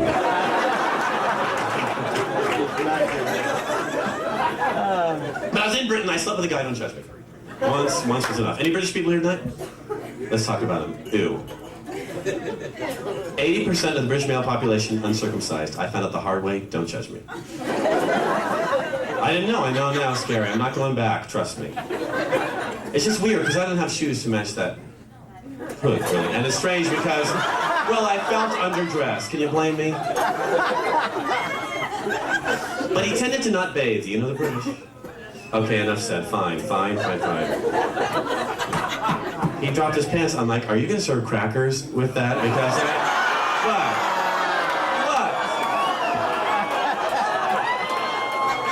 I share an intimate moment and you judge. If I can't share, what do we have? Oh, I have to go, don't I? Oh, there he is. It is strange, you know, I'm going to go to the Detour tonight. That's a gay bar in this city. Have you heard of it? I got a chuckle. It's funny because I have your photo up there. And it's weird, it's got a big, that's vicious. It's weird because I got a big old chain link fence down the center, something to hold on to, very subtle. And it's strange. Men are so romantic. But I was there. I get bored in bars. That's why I never meet anyone. I was there last week. After like 10 minutes, I slammed my 10th beer and I left. I'm a comic. And this guy followed me out, stalked me to my car, scared the shit out of me. Ladies, how do you stand it? Men are frightening when they're needy.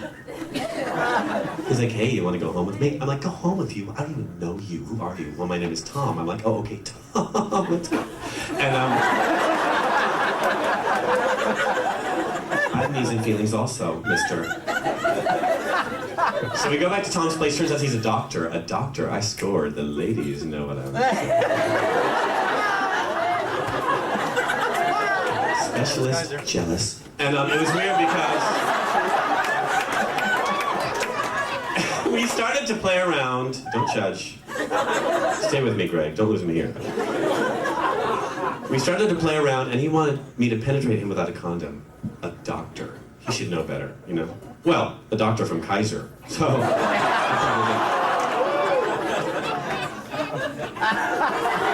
I can't close on that, Byron. I have to do one more. It wasn't big enough. I'm sorry. One more.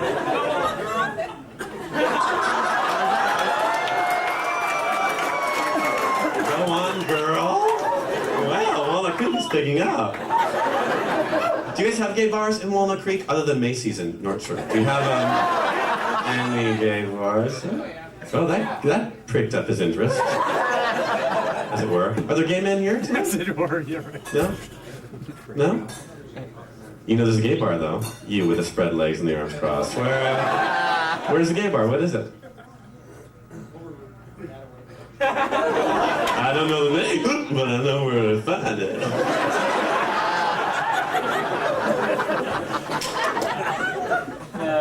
Getting back from Britain, man, it was so scary, because I realized in Great Britain, they still have a ban on gays in the military there. Isn't that sad and oldie-worldy? It's a policy we share with them, unfortunately. The US and the UK are the last two modern countries in the world to ban gay men from the armed forces. What is all that about? A policy I'm sure we are all opposed to, the banning of homosexuals from defending their country. Yes. Hey, a couple of lesbians and some students on the right. Yeah. Thank you for supporting. And a mother on the left. Thank you. Thanks. It's a golf match. I'll leave now. Thanks, everybody. It's silly. Come on. Are there any military people here tonight? There are? Or how cute. Oh, she's pointing him out for me. I'm sure he appreciates that. It's like Schindler's List. Yeah, he is a Jew. Yeah, well, that's nice. So you're in the military, sir? Retired? What branch of service did you? It sounded to me like, and I know you didn't say this, but did you just say retarded from the Navy? Because we assumed that. That goes without saying. No, I'm kidding. So you served in the Navy on one of our lovely battleships. Carrier. Fabulous. Amazing. They're gorgeous. And what was your rank? Commander. Well. Do you have all those pretty things? Badges and medals and stuff? 6,000 young boys. 6,000 young boys.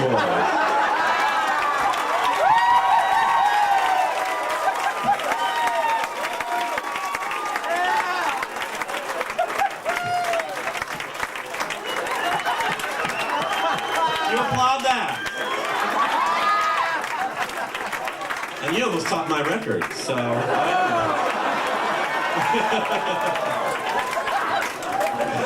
6,000 young boys and you.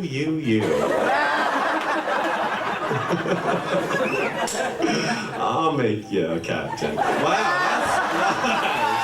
that's nice. Big rig. Wow, that's Periscope. We could go on and on, really, I guess. And how long did you serve? 20 years. 20 years. Amazing. And how do you feel about gay men on your ship? You didn't have any. 6,000 wasn't a one. I don't know why. But every time we stopped in Puerto Vallarta, they all ran screaming. Didn't have any. Pardon me? To speak of. Because you don't want to speak about the ones that work with. Yuck. You need homos in the Navy to polish all those lovely patches. You kill someone, that's royal blue. That's fabulous, though. It is strange to me. Clinton said he would lift the ban, you know, but he lied to us like every other man I've ever met. He said... He will like gay men, you're a straight man in the army. He really does that the gay men will turn the straight men gay. That's silly. I mean, I've been up for like 20 minutes. Anybody feeling gay?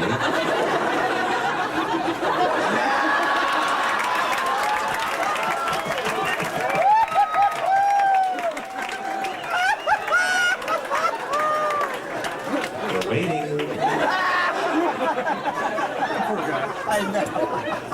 I must say, though, I'm kind of glad they've waited until now to deal with the lift in the ban here in the States, at least, because I'm too old to fight, you know. I'm 33. It's like 80 in gay years. But, as miserable as I am, it's really for the best, because I don't know what I would do in combat if I came face to face with the enemy and he was cute. Full denim. Kind of fringe with a little ball.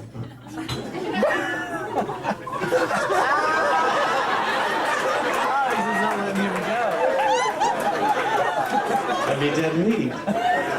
Okay, soldier, on your knees. Have a lovely week, everyone, and thank you for coming out. Good night.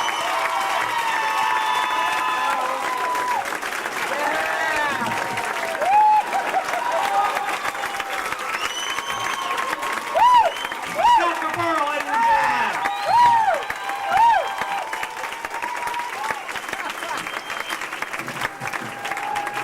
Oh man, apparently Scott is going home alone tonight. Wow, what a tragedy. All right.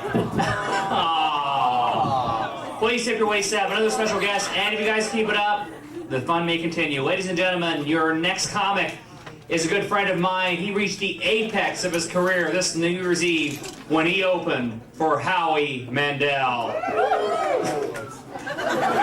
Just to be sarcastic. Ladies and gentlemen, Dan Lewis. Folks, clap for Byron. He's Chinese. Come on. You heard about that earlier. And Scott, he puts penises in his ass. Clap for them. Anal rape is funny. Folks, give yourself a big fucking round of applause for coming out to the funeral of a comedy club. Where were you before? We needed you, motherfuckers. God damn it. Come up here. I want to thank you, sir, for not being homophobic tonight. I appreciate that because comedy is about bonding. And that's what you were doing tonight. And in the parking lot earlier. And I think that's... No, I'll tell you, I'm not homophobic, and I used to be. You know, when I was younger, a guy would hit on me, I'd get angry, and I'd get upset. But now that I'm older and a little more mature, I'd take a guy hitting on me for what it is. It's a compliment and a free dinner. Yeah, because I look like I got evicted from Melrose Place. Lucky me. How embarrassing it is to get hit on by a 15-year-old girl. Come walking up to me in the mall with their baggy pants and their baggy little shirt and just makeup. Just... beaten into their pores. What's going through a girl's mind when she's applying makeup at that age? I want to look like a rodeo clown. I think it's time we started teaching proper makeup application in the schools. Started in junior high, and for the first 6 months of class, the teacher would just hold up blue eyeshadow and say, "No!" This education's the key, isn't it? We don't want our daughters walking around the mall looking like kabuki clowns. Kabuki clowns. If there is such a thing. My favorite thing in the mall right now is the suburban white kids that try and pull off the gangster rap attitude. Because they're from the streets of Mayberry. Yo, what up, G? I gotta go to math class or Mom's gonna take away the Cherokee. Word to your trust fund. They do that stupid little say hi with your head thing. What's up? What's up? I'm acknowledging you with my head. Don't do that. That's a stupid misuse of a body part. Your head wasn't meant to do that. It'll pop off eventually. I've seen it. It's a stupid misuse of a body part. That's like using your hand to see better. Oh yes, I can see better now. I can see things I could not see before. I don't need glasses. My hand's an amazing optical device. What's that? I can't hear you. Oh wait, now I can hear you. Yes, now I can hear dog whistles in Ireland because my hand's an incredible audio device. Oh, you can't hear me. Well, now you can hear me.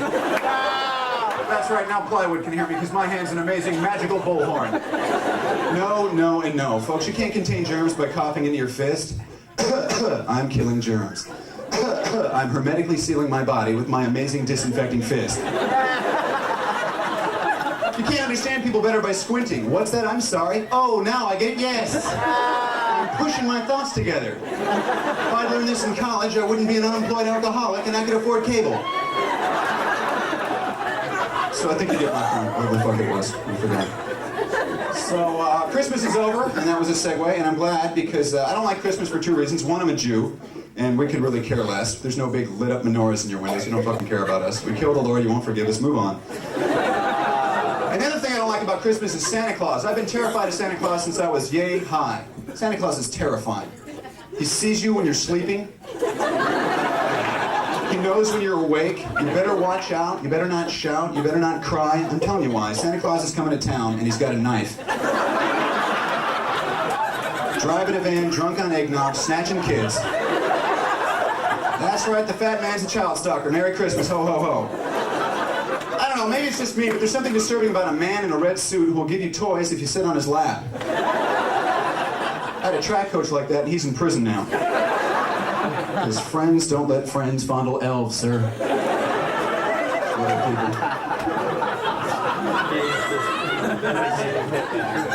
So Santa Claus scares me. Soap commercials scare me. I'd like shitty segues for 1,000. Soap commercials. Soap commercials terrifying me. Oh, remember when we were kids, sir? I know everybody's gonna fuck with you all night. I'm sorry. You got the good sense. Do you remember when we were kids? Soap commercials were happy, naked, smiley people getting zestfully clean in the shower. Now they got these antibacterial soap commercials. These things sound like a German World War II propaganda film. Do you feel clean? Well, you're not. You're covered in bacteria.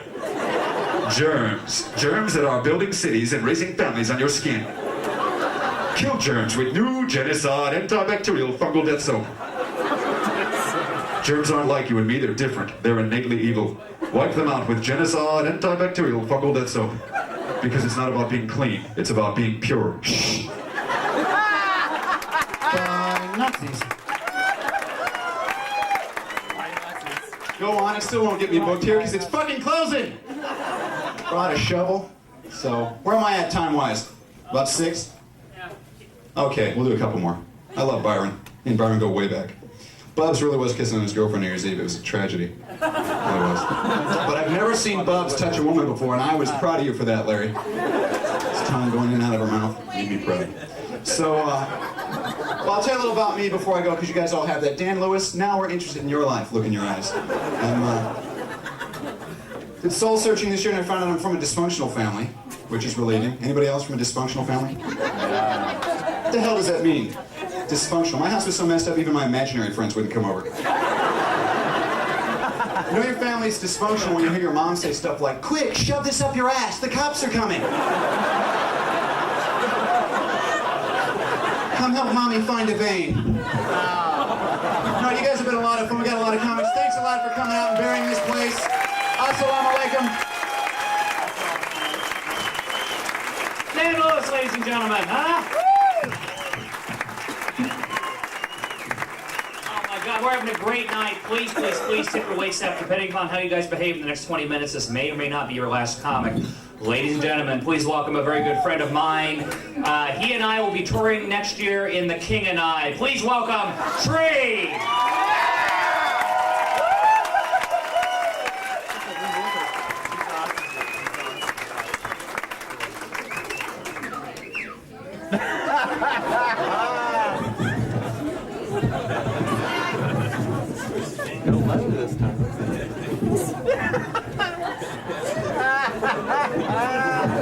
Let's have a nice round of applause for all my very talented predecessors. Enough! Enough!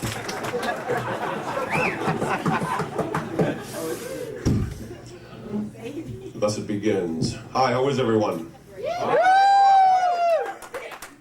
I do not detect a quorum on that response, which indicates some of you people don't quite trust me yet. So let's take a moment, let's examine the dynamics. You are a crowd, I am German. We are good with crowds, you can trust me. So let's begin again. Hi, how is everyone? Good, now what's everyone's name? Crowd! Quickly, it's late, what's everyone's name? Crowd! Thank you, where's everyone from? Thank you, what does everyone do for a living? All right, we've established a rapport, now we move on to the rules. Rule number 1, and this each and every one of you, do you understand that concept, children? Do you understand that concept, children? Each and every one of you will repeat back to me, tip your server. Excellent, rule number 2, at any time from this moment hence you have to go potty, you will raise your hand. We as a group will decide. I will not have a urinary riot on my hands. Do we have an understanding? Do we have an understanding? Guess what? As it should be. Did you guys have a good Christmas? Santa Claus come to your house? Good. Angel of Death came to my house. My mother died 7 o'clock Christmas Eve. Thank you very much. No, that's not the joke. Wait a minute. I said after I found her body, I was the one who found her. Because at that point we were playing hide, mom, and go seek. Because she had cancer, so we had her on the morphine drops. And when you're on morphine, you're very pliable, rather Gumby-like. And actually it wasn't that hard because I just followed the oxygen hose up into the closet where my sister had stuffed her. Game's over!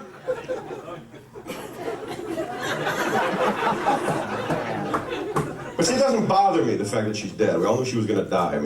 Death is what? It's nothing. Death is nothing. What matters is, it was rather significant what she told me. One of her last words were, when the sun shines and the wind blows, I'll be there. Now that is really a nice thing to remember somebody by. And that's when it hit me, that death is meaningless. It's what people talk about after you're gone. How they describe you, the words that they use. And so I came up with a little list of words that I don't want people to use when they talk about me.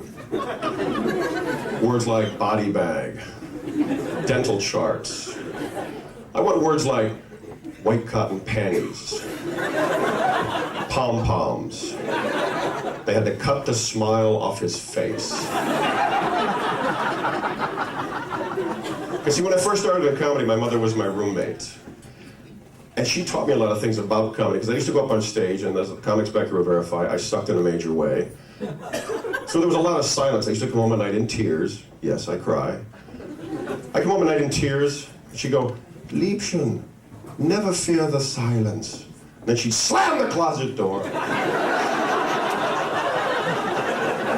She let me out a couple days later, we all laugh and eat strudel. Meine Mutti, meine Mutti. The thing was, I don't feel guilty about this, but one of the things she used to harp on me, because I'm the firstborn male child of my clan, she always wanted me to have children, which is something I vowed I would never have. Anybody in this room tonight have children? Why? Why? What possible motivating factor is there to have children? Why do you have children? Accident? That fits nicely into the scheme of things. And see, that's not the first time I've heard that. A lot of people say, oh yeah, you know, just, oops. When I first heard it, I thought this is bullshit. Because see, if you're going to have a child in the first place, which I do not recommend, you have to consider it something of an art, which I define as the systematic application of a skill or knowledge to a predetermined result. But, having heard this answer often enough, I thought to myself, how could it be an accident to have a child? It could be an accident if, and only if, the woman were to be accidentally flat on her back with her knees behind her head, butt naked at the very peak of fertility, and maybe that man is just accidentally wandering aimlessly to the house, the apartment, the mobile home.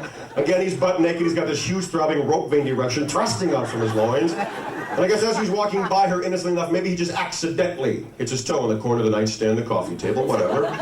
He loses his balance, he trips, he falls deep inside of her. Bam! Nothing but net at that moment. Joy would imagine some pre-existing neurological disorder, his back accidentally starts to spasm as though he actually is mating with her. Oh God, honey, my back! Honey, I don't know! Honey, flee! Look out! Splunk! Oh. Jesus wept, what have I done? Oh, babe, I'm sorry. What? Why are you looking at me that way? It was an accident. You were there, look at my toe. Ow! What? No, I think that only works on snake bite.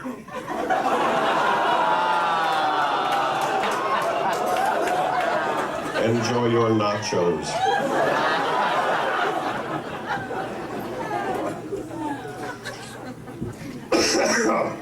My mother's death fortified my resolve to be more successful in the line of business of my chosen, which is this stand-up comedy. Because what happened about 6 months ago, due to an overwhelming Catholic sense of guilt that I have, because things have been going for the last 10 years wonderfully, I'm living a fantasy life. And I feel that I owe something to some being somewhere. You have, the Catholic thing, we have to have a little bit of good and a lot of bad. So what it is, I went out and I got myself a little day job driving a truck. That's why I'm dressed thusly. This is my little Teamster ensemble. Minus the pin, they don't like that too much. Somebody gotta go potty? Who's gotta go potty? Who? Somebody said something about raising their hand. What? You think I look yummy?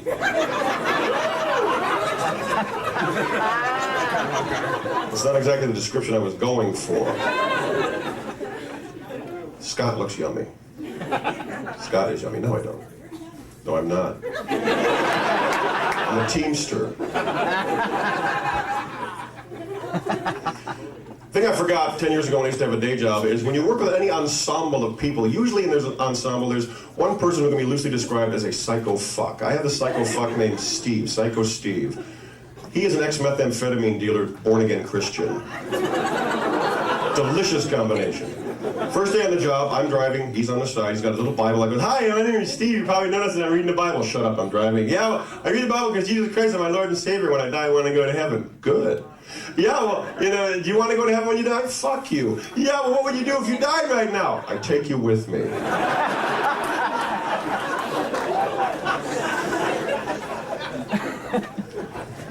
So I did this little day job for about 5 days.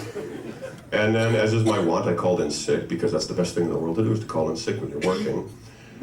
And what I did was, I didn't really know what to do. Then I just copied what my wife does when she calls in sick. I went to the video store, I got a stack of movies. And as you can tell again from my little Teamster ensemble, I'm in something of a denim phase.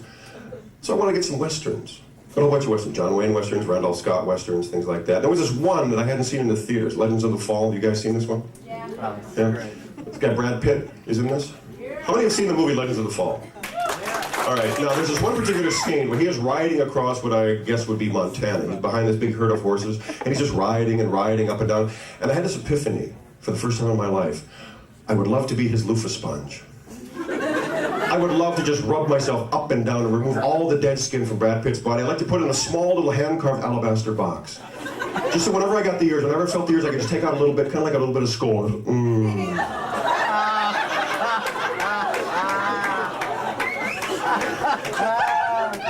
All right, let's backtrack for a moment. Let's differentiate between homoerotic and homosexual. See, Scott Capurro is up here, he is a homosexual. He fantasizes about Brad Pitt, about actually being physically with him. I can just fantasize about him because I think he's beautiful.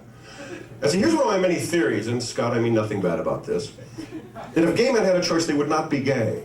And it's not a question of morality, it's a question of taste, because women back me on this. The taste of a man's penis is boring, isn't it? It's like slurping on a rice cake. Honey, can I put some salsa on this thing? I'm falling asleep here, sucking air. Conversely, a woman's vagina, now there, children, there is a potpourri of flavor. There, my friends, is nature's perfect wine cellar. At one moment it's a hearty burgundy, the next moment it's an impertinent little Gewürztraminer, the next moment it's an ambitious little Chardonnay. The flavor changes from day to day, from moment to moment. Because you can be with a woman, get up, get a glass of water, come back. Honey, is that a Merlot?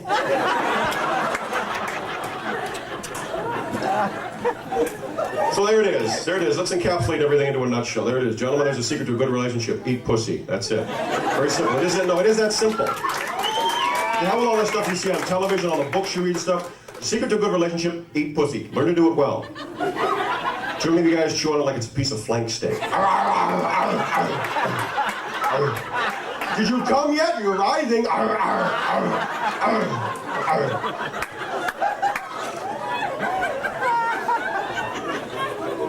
A moment's respite, if you will.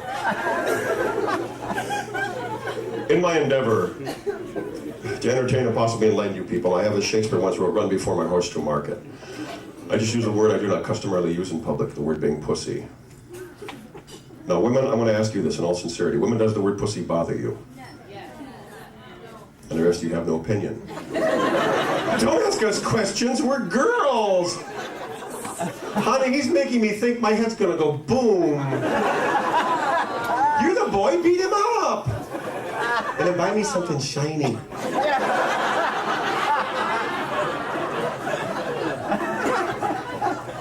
Women, does the word pussy bother you?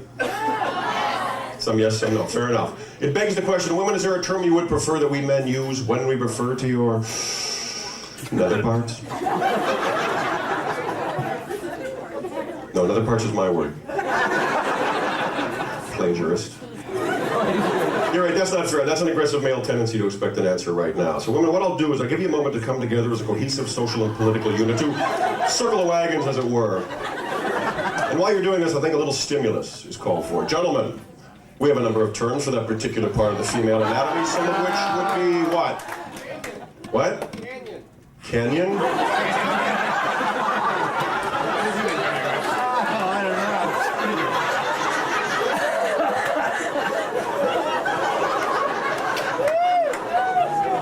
Something to do with size, no doubt.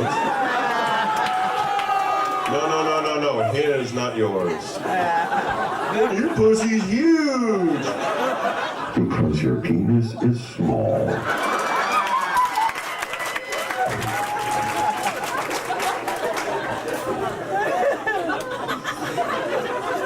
Oh, you think that is so funny, don't you? He's got a little tiny pee-pee. Women, is size all that important to you? Is it really? How deep is your vagina, for Christ's sake? Look at it biologically. The average vagina is about 4 or 5, maybe 6 inches deep. What are you going to do with 12 inches of dick? Sell advertising? I like it when he tattoos my uterus with his meat needle. That's so romantic. Pain is a good thing. All right, we got Canyon. What else do we have, guys? Fur burger. Excellent choice. Burgers tasted that good, I'd be at McDonald's 3 meals a day. Yeah, hi, can I get another bag of fur burgers? No, make them up fresh. All right, I'll wait. Can I have those ones that are in the bin? That's okay, I'll just be back here, thanks. These are great, man! These are the best! Your chef Italian? All right, we got Canyon, we got fur burger. What else do we have, gentlemen? What? Tuna taco. Tuna taco. What else, gentlemen? Keep it going. What? Bearded clam. A lot of food analogies tonight. Is the kitchen closed? Is that the problem? I'd like about a dozen bearded clams, please. No sauce. No sauce. One raw. Warm and wet and salty. Thank you. Keep it going, gentlemen. What do we have? Love tunnel. Love tunnel. Hey, how about locked up in a box unhappiness?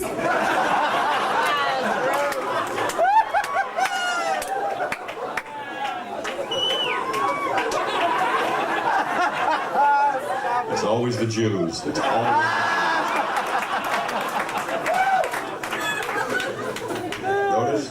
Notice that? The gay guy, the Chinese guy, nobody said anything, it was the Jew. Apparently you guys don't want to listen to that little diatribe, do you? We don't care about Zog!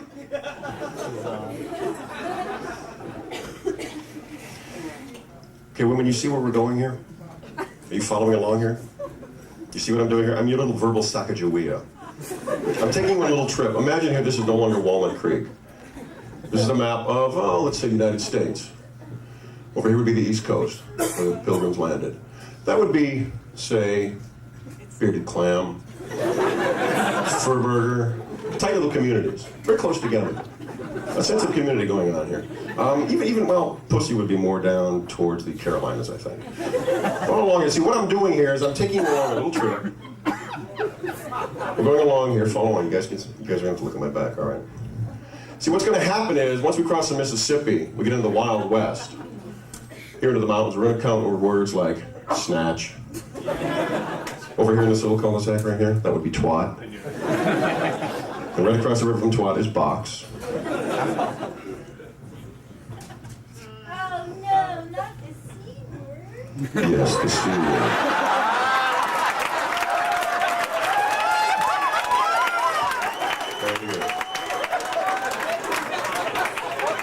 The C word, close proximity to Walnut Creek, which no longer has a comedy club. C word. You see, women, that's what I'm trying to avoid when I ask you for your preferences. Because you women don't like the C word, do you? And I believe I know why, because you have nothing you can say back. See, you want to understand, that's why we men invented that word. That was the fourth word ever developed when language first evolved. The first word, of course, being, what? Because women, we knew, even back when that little Australopithecus africanus, we knew that one day we would need a word that would essentially stop you dead in your tracks, just to give us a moment to catch our breath. Or if necessary, to scuttle away. Or worst case scenario, to use during an argument. Because women, those are the rules. During an argument, if we get to the point where we have to use a C word, argument's over, we win. Because you're always left side going, yeah? Yeah, well, you're, where's my thesaurus? But I could be wrong. Because after all, this is Walnut Creek. The jewel in the crown that is Northern California. And perhaps women of Walnut Creek think they have a word that is comparable to the C word. Women, if you do, let me know. Take your best shot. Honeywell.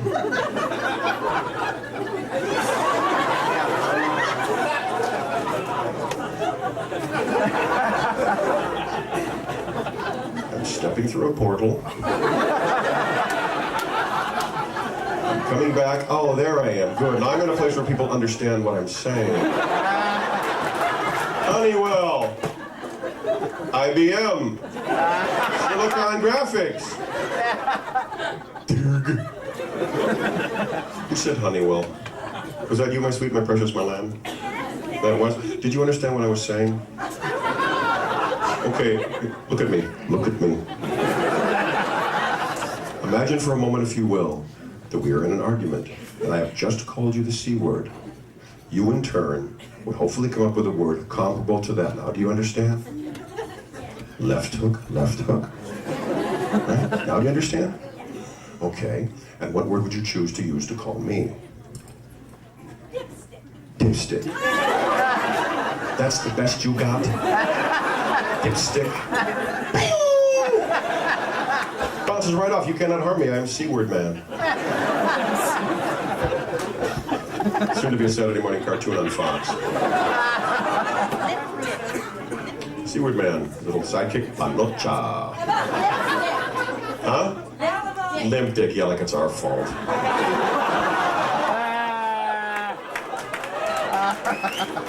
Take responsibility, darling. It's not our fault.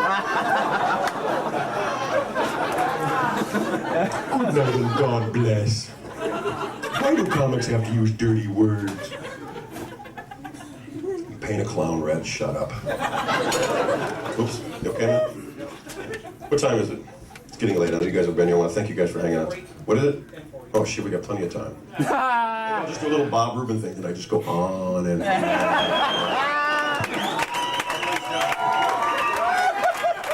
Rube, you still here? Luck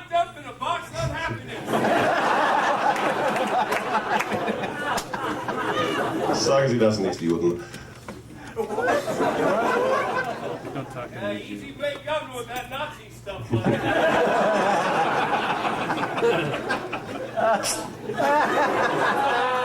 Rube, you hold a record for walking people at Walnut Creek, don't you? Yeah, I do. And this is just, I'm going to sink my teeth into this one. Are you going up tonight, Rube? No, I better not. Okay. No.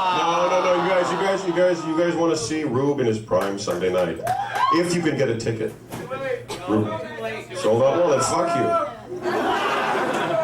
Fuck you. No, it is late. And a lot of you people do have to work tomorrow, don't you? No. Nobody has to work tomorrow? Government furlough, is that it? Because see, it's late. It's very late. That's the point I'm trying to make. See, I'm a comedian. I don't do anything during the day unless I take my little truck driving job when I feel like it. So tomorrow all I have to do basically is get up, masturbate, play my video game, go back to sleep, and go to Modesto tomorrow night. Piece of cake. Is anybody here playing Breath of Fire 2? Do you know where Patty goes after she looks for the grave?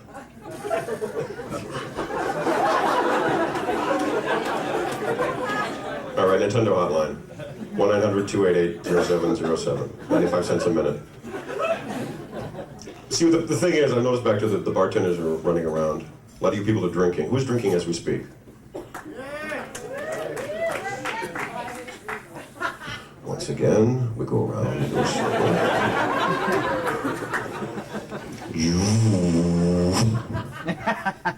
Who, as we speak, is drinking? Do me this favor tonight, if you would, please. Take the advice of a pro. Drink carefully. Drink very, very carefully. And I'll say that back so I'm sure you have it. Good. Now, here's something I do not want you to do at any time. Children, don't you ever be in a bubble, my sweet. What is that? Oh, did your candle go on? Would you like another light? You like me, don't you? Yummy. Who's your daddy?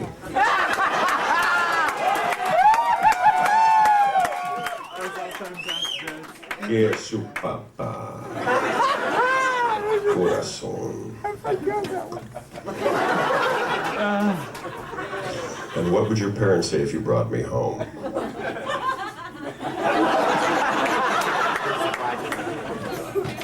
He seems like a nice guy. At least he's not Bubbles.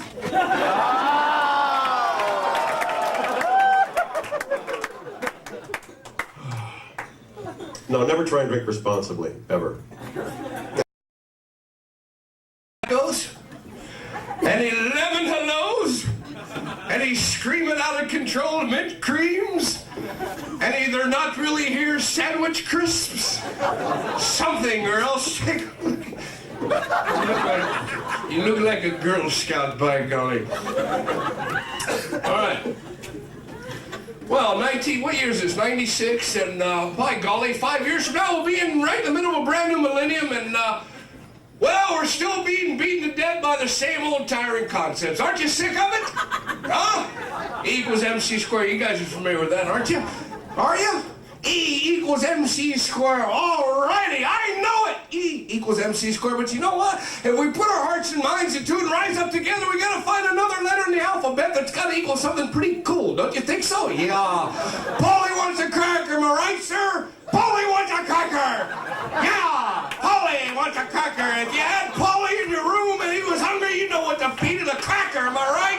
Yeah. But think about it. Is that all Polly's ever been hungry for? Is that all Polly's ever had a zest for? I don't think so. I don't think you ever took the time to teach that bird to say anything else, did you?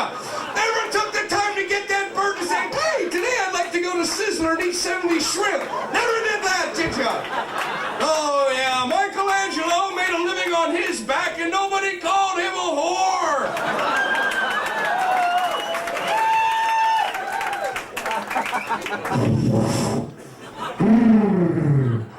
Wow, you didn't even look at the funny gay guy. You were kind of scared of the funny Nazi guy, and now you're really on the fence about the big, sweaty, hairy Jew boy, huh?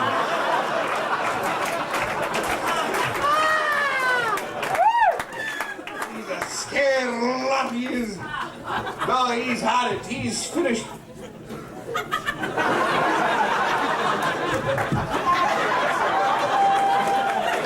It's one of these, goddammit.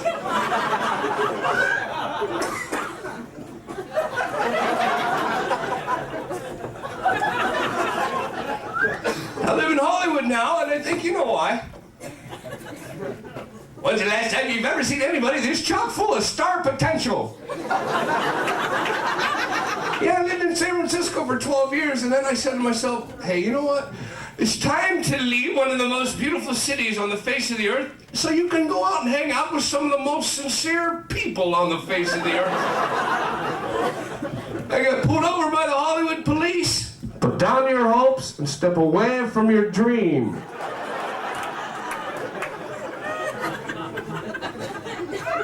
So on my way to the studio, that's all I do all day long, take meetings with the big wigs. Went to the Disney studio? Well, that didn't go very good. Yeah, I go in the office, there's 5 guys in suits sitting around a big wooden table. I go, okay, fellas, here's my idea. Middle finger Lena. Middle finger Lena. She's just a little bigger than her sister Thumbelina. How big is she? She's this big. Get out! Don't you want to hear about Flippy Tommy, the tie-dye sock puppet from the 60s? You remember one of those days where you wake up?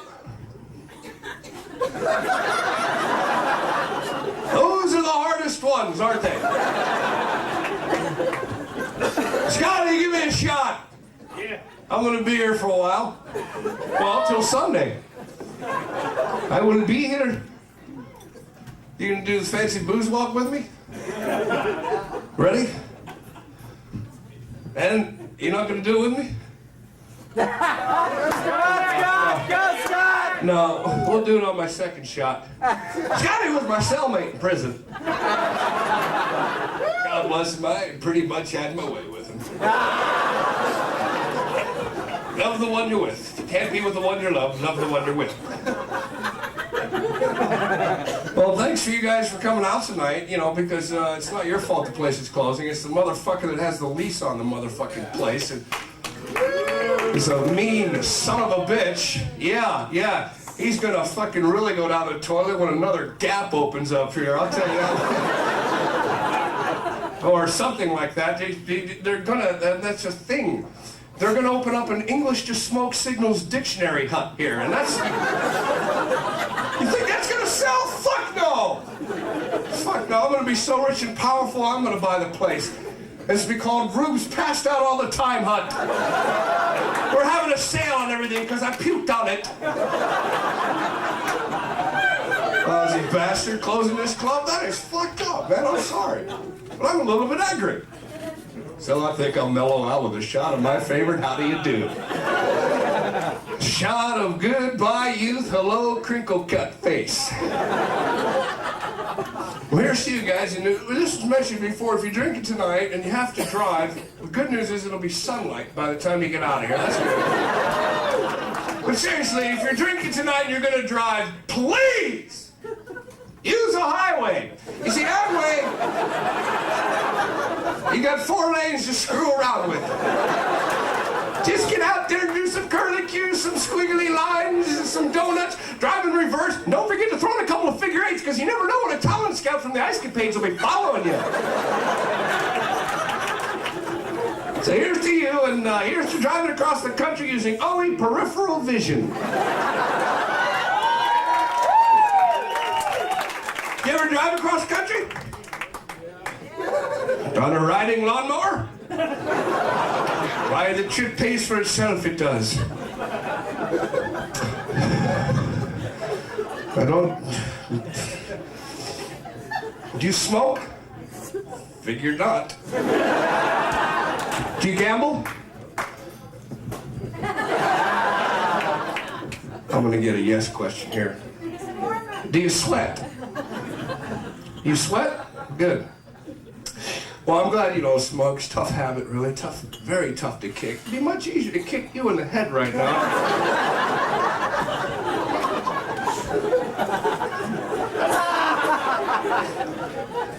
I tried to quit smoking once by myself. I didn't even come close. Then I seek out professional help.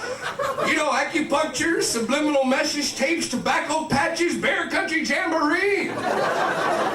I even went to a hypnotist to try to stop smoking, and that didn't work. But now every time I hear a phone ring, I try to snatch a wiener out of the mouth of a dolphin.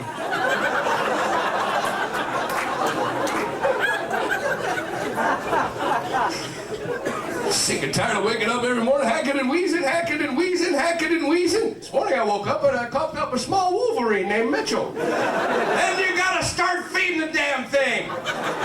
Taking care of it. I don't have the time.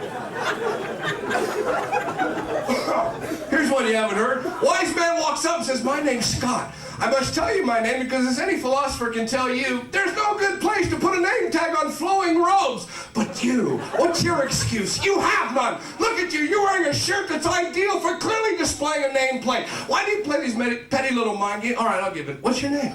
What's your name? Oh my God, with all the powerful heavens above, I must fall on my knees and say to you, I don't think we've met. My name's Scott, and you are? There, you feel better now? I see guys like you all the time, and you're pathetic. Oh, what's wrong, big guy? Oh, we're all gonna die. Oh, what's the point? We're all gonna... You know what? You're so tortured by the thought of inevitable death that you try to hide it by showing everyone around you what a clever guy you are, wearing a shirt like that with no fucking nameplate. Oh, we're all gonna die. What a deep thinker. Hell, that's not torment, that's the winning lottery ticket. I give up my ability to think in a wishful manner and only be tortured by the thought of inevitable death, but that's just the on-deck circle for me, pal. Let me tell you something. The woman I love with all my heart just recently lived forever!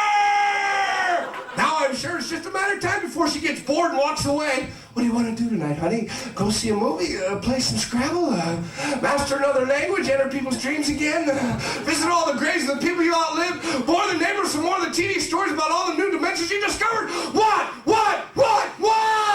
I just keep racking my brains for new things to do, and mister, I don't think you have the courage to deal with the intense pointlessness of living forever. Then this wise man pointed behind me and said, look, a large tray of scones. And when I turned around, he laughed hysterically and yelled, I've gotcha!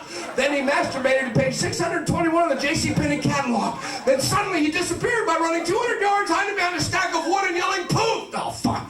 God damn it. Now I ruined the whole story. I was supposed to start off by saying, how many times has this happened to you?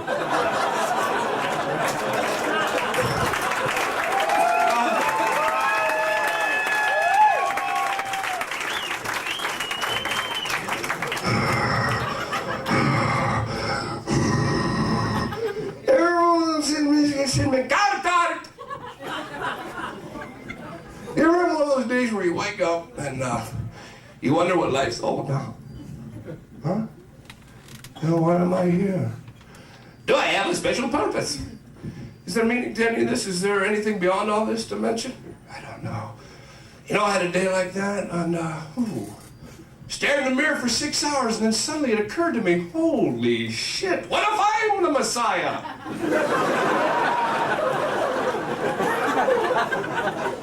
Ha! If I'm the Messiah, I gotta admit one thing. I've been lollygagging. Childproof, huh? She's just trying to mind fuck me. Well, well, then don't try to mind fuck me because you always end up 2 steps behind me.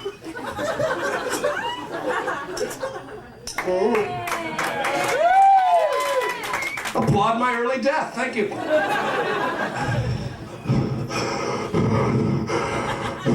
I feel really good. You all right? Going to school, aren't you? College? Yes. How'd I guess? I went to college. What? I went to college. Yeah, for 11 years. Managed to accumulate 9 credits. Smoked 800 pounds of marijuana. Yeah. That's almost 100 pounds per unit. But I wasn't blowing off classes, don't get me wrong, I wasn't being a party animal, I had to smoke this pot. Yeah, government was paying me. They were sending me weed in the mail free every day because I was part of a very important top-secret crack U.S. government research project. They wanted to see just how much marijuana a college student could smoke before it actually turned into Regina, the amazing diving horsewoman.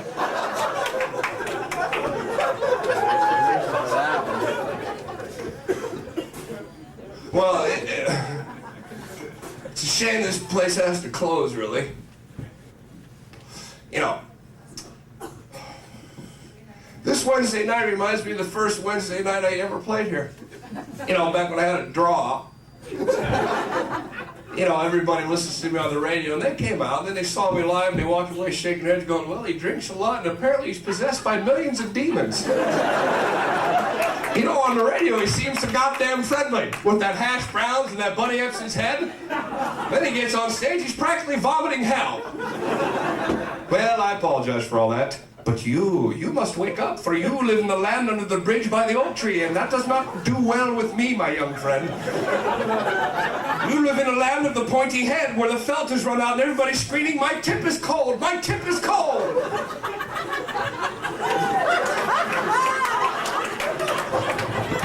And your lovely wife, Barbara.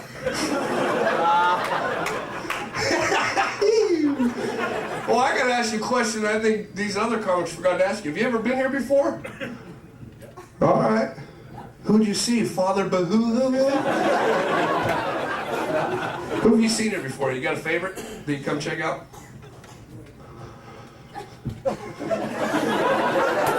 Why? It's not like I was standing out in the parking lot all night. I was standing right there. I watched you. This motherfucker hates everyone. Why? Why talk to him? Because I love you, man. And I just want you to just groove with me. What's your name? Jim. The two of us need look no more. Because Jim, we both found what we've been looking for. Jim! Ch-ch-ch-chia.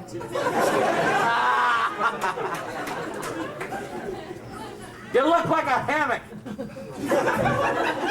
I'm getting everything. I told you motherfuckers it'll be daylight before you get out of here. Just easy, you know, he's got one of my albums, a big deal. You know, you guys got any of my albums? Well, I'm missing 3 of them.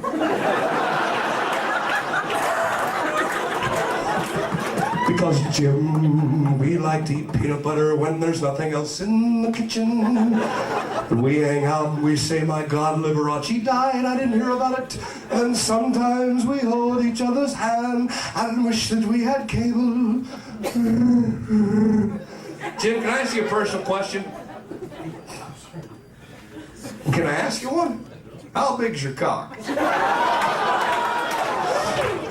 Damn it, I do that. I fuck that up every time. What I meant to say is, what's your favorite color? A pro like myself can always make a big mistake. Jim! It's gonna be a bloodbath, buddy. Jim! Are you Jim's wife? God bless you.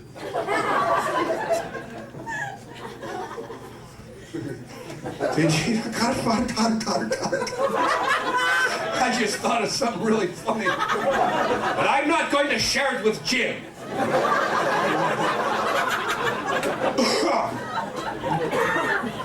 Folks, feel free to order up another cocktail. You know, we'll be here for a little while, so if you want to go, I don't blame you. It's late. But then again, this place will never ever be open again on a Wednesday night if you want to go. Hey, Jim. I was tricking him into thinking I've lost his attention. You guys all right? Well, I'd love to, man, but first you'd have to come up here and favor me.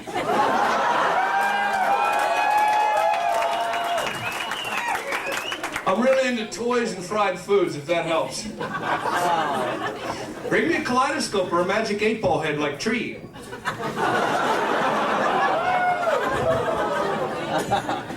Oh, man, I love Tree, man. He's been to some of the strangest shows with me. Put me and Tree together, and by golly, they've walked before the MC even takes the stage. Jim, I'm going to be honest with you.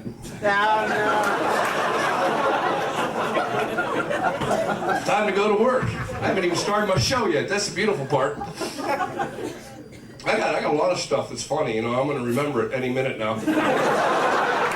No, seriously, I'm pretty sure. I'm pretty sure. I'll be here all week. Oh, no, I won't. Fuck, see, usually I could say, oh, it's Wednesday night, I'm just fucking around for all you 4-for-1 motherfuckers. But that's not the case this week. Hey, Jim, I'm gonna ask you a personal question. You ever find a dinosaur tooth before? You ever seen one? I found one once. This thing was huge, 10 feet long, 12 feet wide, so I take it home, put it under my pillow. Woke up the next morning, the tooth is gone, and in its place, $1 million worth of quarters. I'm thinking, great, Jim, I'm a rich man, a man of leisure, a man with no concerns. I don't have to do anything the rest of my life except maybe play little Donkey Kong now and then. And I felt kind of bad, you know why? Because I went outside, and there on the front lawn laid the dinosaur tooth. And I looked underneath it, and I found a smashed fairy!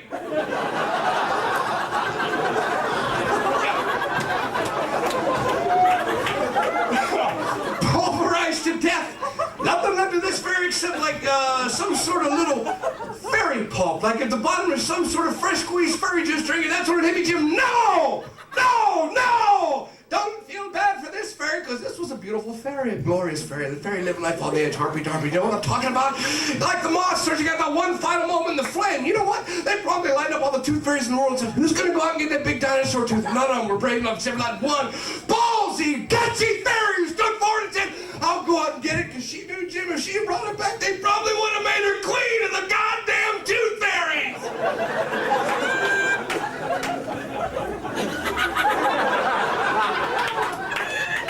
Sorry, Jim, don't mean to lecture you. Just that maybe you should start living your life a little bit more like a fairy.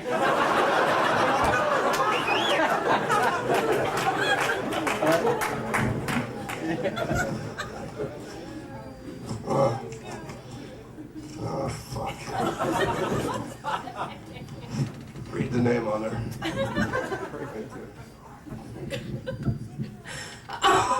Yeah. Read it. Oh, Robert Rubin. Yeah, my name's on all the fucking money this year. It's my year. Yeah. You keep that little souvenir. You're the Rube, baby! I got a television show. I got my name on all the money. Things are really starting to fall into place. Things are starting to gel. Now listen to me. I don't condone inbreeding, but lately I've really been coming into my own.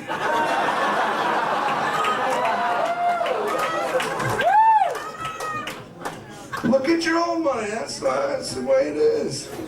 I go into the bank now and say, God.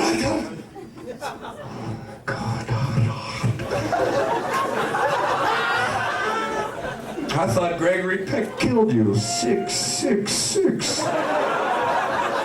I'm just kidding. Jim's a good guy. You've got your head against the mountain. You might as well be a pretty absorbent paper towel from where I stand, mister. Oh, okay. All right. Yeah, now I'm really starting to... Did you know that the Panama Canal contains over 400 missing hats? It's true. Did you know that Abe Lincoln's wife, Vivian Panay, once gave birth to a bolt of lightning? It's true. Did you know, sir, that the length of your own chin is determined by voodoo?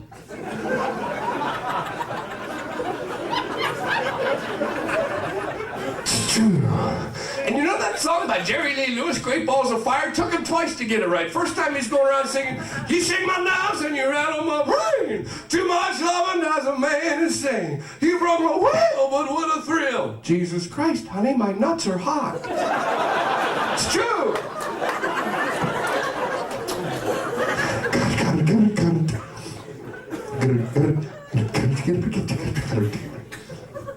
Well, I don't see why, you know, I don't see why this place, well, I didn't know, I know why. Does anybody that lives around here that's here tonight have a house that's like this big? Because, you know what, I got an idea. Kathy, do you really? Yeah. Do you really, Kathy? It's bigger than this? Is it bigger than all cattle? That's pretty fucking big.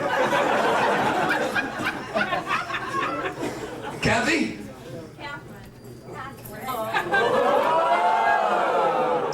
Catherine, the mayor of Uppity Bitch Village. It's Catherine to you. Catherine?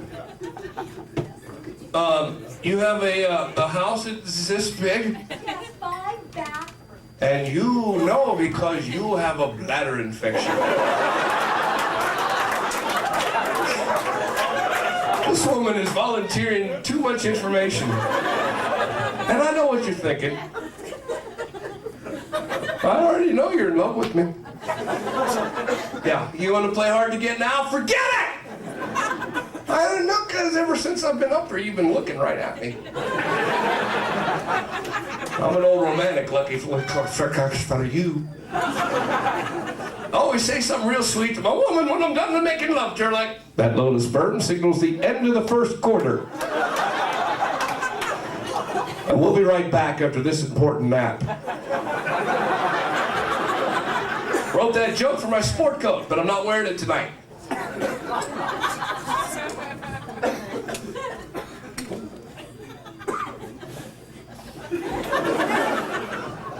All right. Martin. Okay. What was I talking about? Greece. Yes, Spain. Yeah. Yeah, I work in Spain. I fight bulls, but I don't use a cape. I'm a luchador. Yeah, I just get so greased up, the bulls glance right off of me when they hit. Luchador, El grande largo luchador.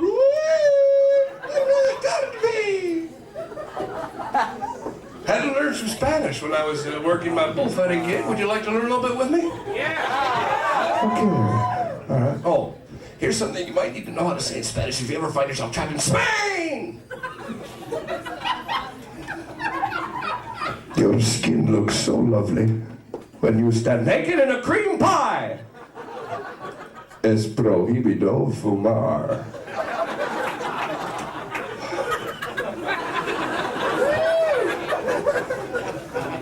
Oh, here's something else you might have to learn how to say in Spanish if you ever wake up wandering the streets of Spain. Rabbi, have you seen my burro? Es prohibido fumar. Okay. No, I make a living at this. All right, you ready to try one with me? Yeah. All right. Well, this is something that pops up almost every day in Spain. Bootmaker. Bootmaker. I say there, bootmaker! My whore needs a new ass. Ready?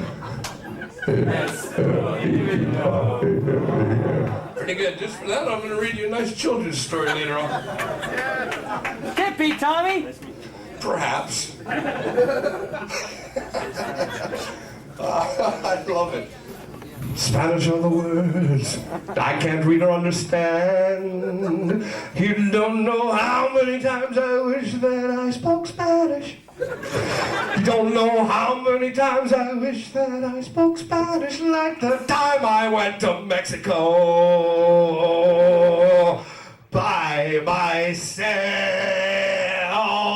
Got ripped off. The tour guide sucked. I don't want to talk about it.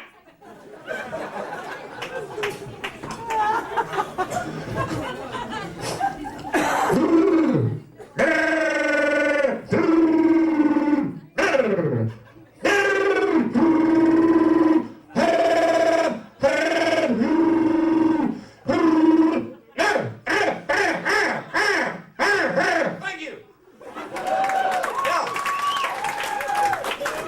Yeah, it's a clever story I wrote using only the letter G. I'm easy like... I don't know that song. Here's what I do know. No, wait a minute. Wait, I got one in my head. Hold on a minute. I can dress myself each morning and throw away my drew cup. control my erections in public.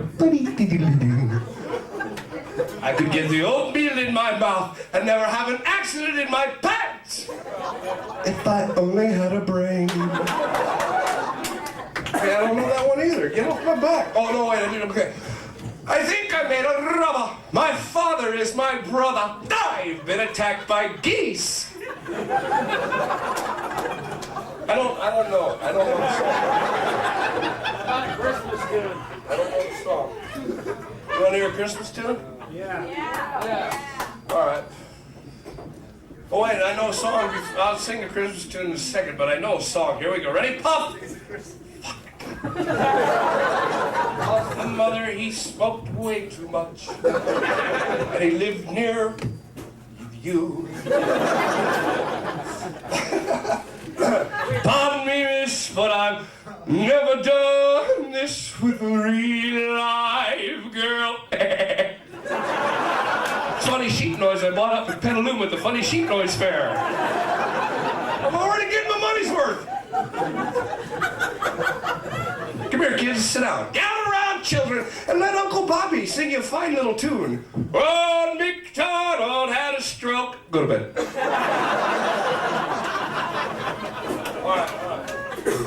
All right. Catherine, okay, see if you recognize this song from your childhood. They chipped their teeth on some cheese-scented rocks.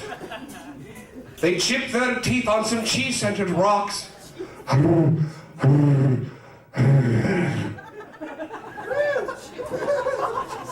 Three blind mice. Well, come on. No, now I'm offended. That was pretty simple. You know, you guys have been following me real well up until now. I'll admit that's not easy to do, but I practically walked you by the hand through that one. I mean, don't tell me you didn't recognize the melody.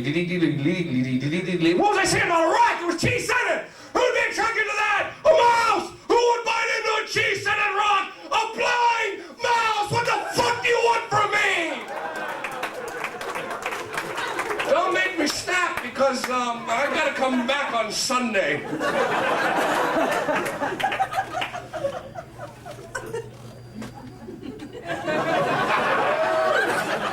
Go ahead, I'm not gonna say anything about you.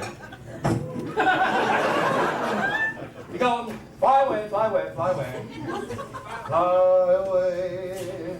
Speak well of your colon, you're going to use it now. Speak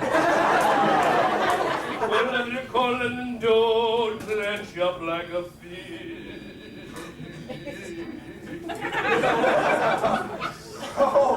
Oh, I better stop fucking around and stick with the carefully prepared stuff that I've been using all night. You know, I'll see a good-looking woman like that in a comedy club like this girl here. Hey, you know, I got my thing. You know, I'm not gonna say anything. She's like, oh, well, I guess she won't dig me. You know that predetermined. You know, you get intimidated. Oh, she's out of my league. You know what I'm talking? You know. Then I see her in a situation like this going in the bathroom and, well, I figure she's probably going in there to take a big steaming dump. No, that just kind of evens things out in my head. It's a great icebreaker too, because I can walk up to her table there and go, I believe this is yours, ma'am. And let's face it, I wouldn't be a real comic if I didn't have at least one walking a giant turd joke in my repertoire. And I'm writing a funny sketch about it that you're gonna see every Saturday night on national TV. There's all sorts of funny things you can do with a big old walking turd. Did I scare the piss out of her? That's not what I've been talking about now, is it? Yeah. You know why Santa Claus is still smiling? Do I know why Santa Claus is still smiling? No, I don't. He has a list of all the naughty girls. He has a list of all the naughty girls. Well, that's gonna top my fist-fucking Bob Hope joke. That's for sure. You know, as long as she opened the floodgates, I think I can get dirty and talk about butt fucking. Yeah, I know. Well, yeah, right. We are running out of guests, so we're gonna have a woman fist herself. Now that's good. That's good radio. Now do you believe the motherfucker's demented? I heard about it. I wasn't there though. Welcome back. Have you ever flown on an airplane before? You haven't? Yeah, have you ever been on an airplane? That's what I thought. You know those little fish that go in front in the water, shark, they fly in front of the shark's teeth? You don't know the name of them? God damn. All right. Guys, they're pilot fish. Jerry, God damn it, you're supposed to know everything, man. What's the matter? You didn't talk that long to God when you saw him? Oh, Marlboros, man. These are what the pony fuckers up in Montana smoke. Pony fuckers of the Old West. A new series of books being offered to you from the people of Time Life Libraries.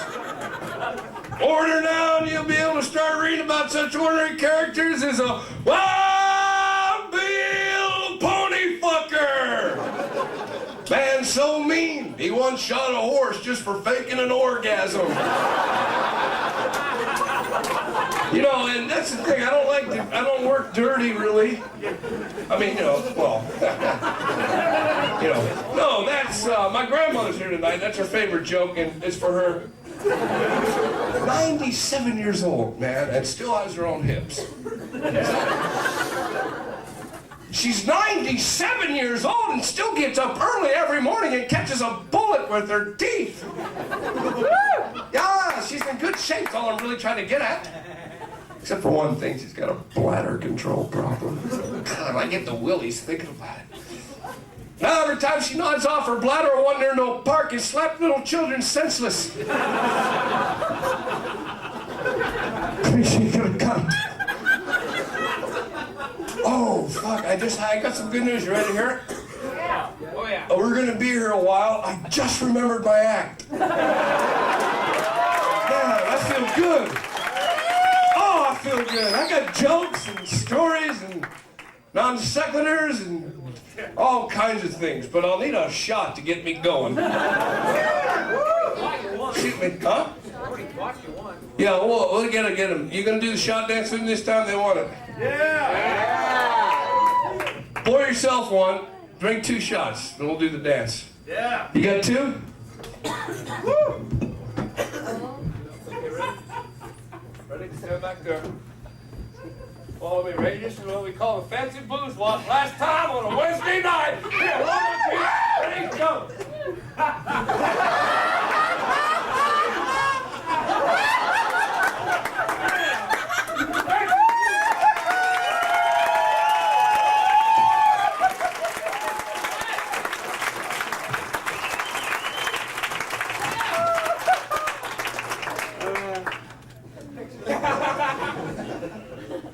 This motherfucker's heavy.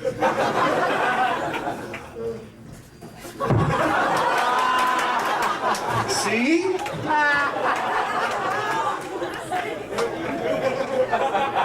No. Fucker's heavy, man.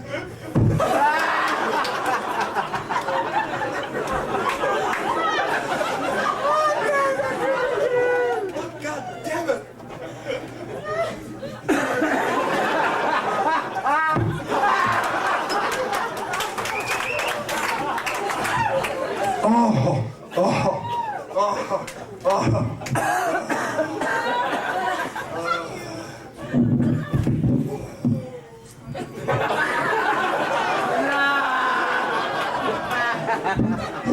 We're just funning with you, Jimmy. Okay.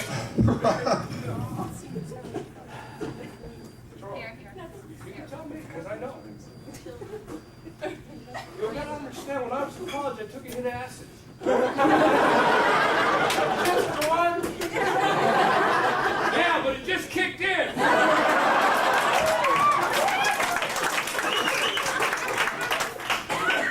And it's really hard to perform if you could see what I could see, Mrs. Radish and Mayor Goohead.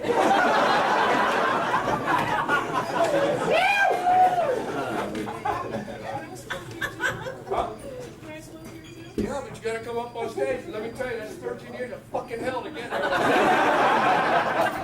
you can go to the bar. Much more simple. You smoke? Come on up and join me. Oh, yeah.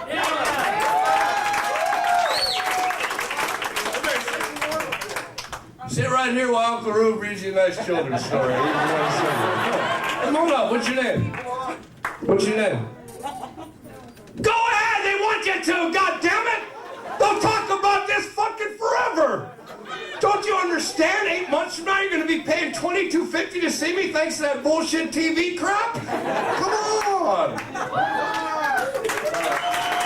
No, she don't want to. That's all right. Can I read you a story? Would you come up? Okay. All right, you come up here and sit.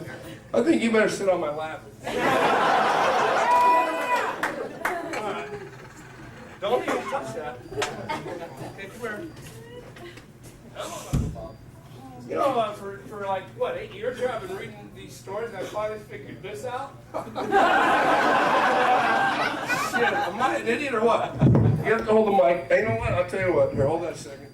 Okay. Don't touch this, because it's laced with hell. Okay, here. We're going to get this. This is going to be good. All right. Okay.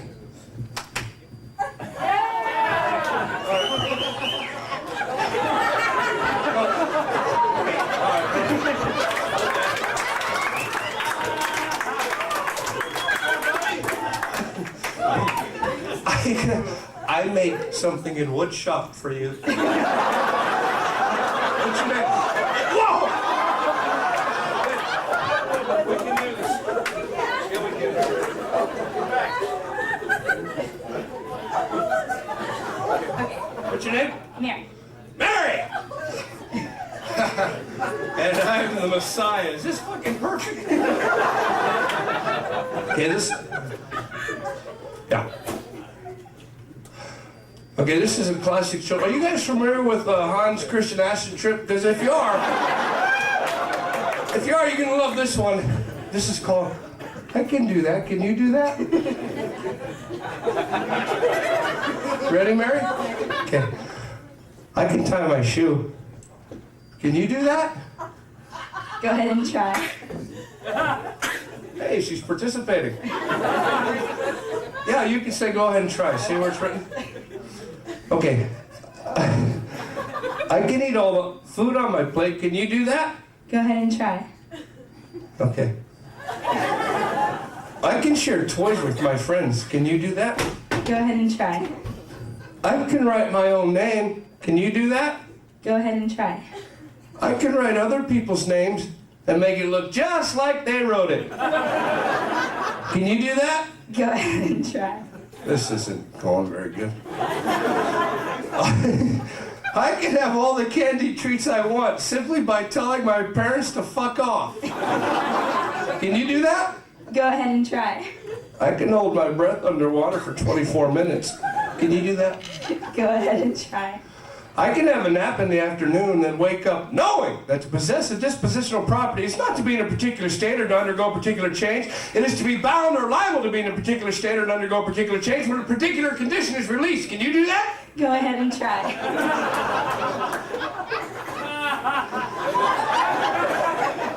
I took that out of a really important book. I can put wonderful things in my pocket simply by distracting the clerk. Can you do that? Go ahead and try. There are lots of things I can do, and so can you. Just go ahead and try. Thank you.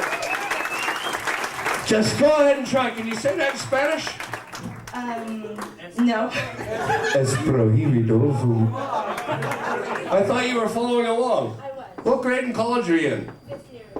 Fifth year senior. So you know what I was talking about. Fifth year senior, all right. I might paint something later for you with my martins and my fennels. And then I might grasp and go ahead forth with my colorful panets. Just like, oh wait, I got a show to do. Hold on a second. I noticed some people walking out and, oh wait a minute, there's none. You guys with me? Yeah! I knew it, because I'm having a good time now. I think Mary and I really hit it off, and that's a good thing. Can I get you a drink? What would you like? Can I get Mary and Anchor Steve for working hard with me? And you know what? What the fuck? It's Wednesday night, the last Wednesday night I'll be up here. You know what? I normally don't do this, but can I get a shot of Jack Daniels?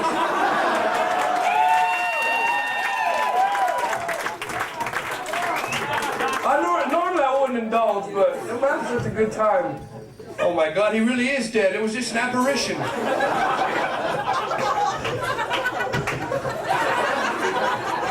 I hope you guys saw that, or else I quit.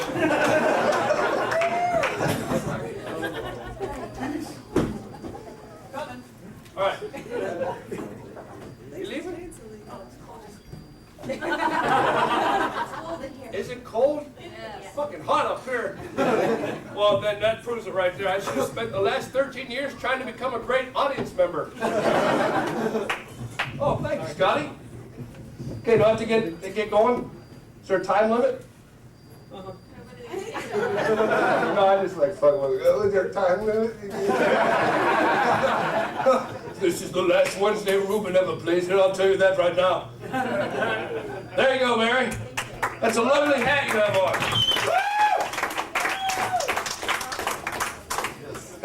Whoa. I am? Well, don't worry, I guarantee you later on I'll be down there sucking that carpet up. I'm what you call a die-hard, but I got the free time. So I drink a lot. You know, people get on my shit. You know, see you drink a lot. Well, I said, you know, when you're in a high-pressure business like I am, you do drink a lot, you know? Working 8 hours a week for thousands of dollars, what do you expect? I'm going to get a little tired now and then and cranky. Tonight's going to be at least 6 hours, so this week's going to go for time. This reminds me of being a little boy again, having booze served to me like this. No, I was growing up all day long, me and the other little kiddies be playing out in the backyard, and all day you hear the same thing. More booze, Mom! Mom would come out with a big tray of booze, and we start wolfing down one shot after another, and before you know it, we're puking all over our Winnie the Pooh action wearing. Man, if we were really wasted and we weren't paying attention, Mom would take the slip and slide and set it right in front of the old oak tree, because she was a crazy mom!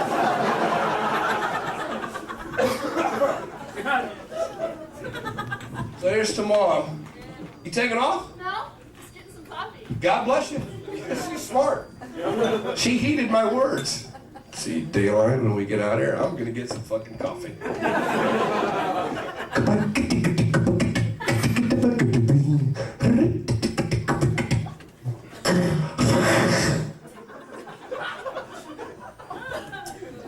All right, I got a job to do. You guys are throwing my timing off. I've got a job to do. Excuse me.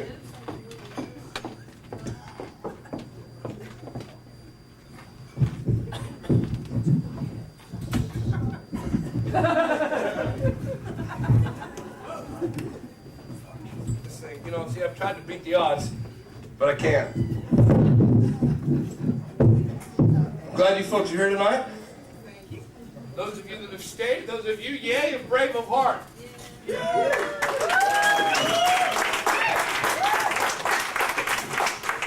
This is a dream of a lifetime. No, there's actually walking people when you just know you ain't getting fired this time. God damn, this is wonderful. Does anybody have to work tomorrow? Yeah! Well, you'll never have to work again if you buy the Verve Corporation's book of 101 surefire excuses like this one. I can't come into work today. My arms are stuck and the field goal is good position.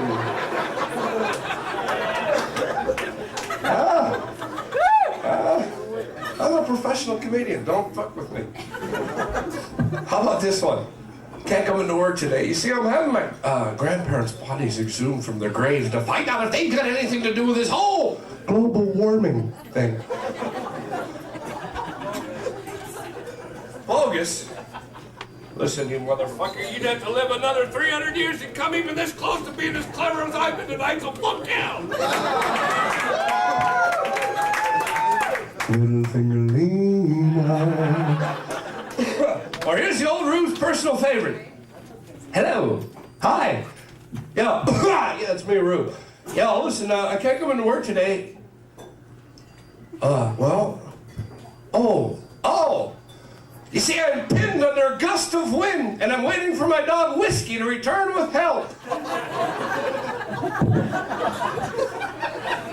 Just, if he got that, then it works. If one person got that, then it works.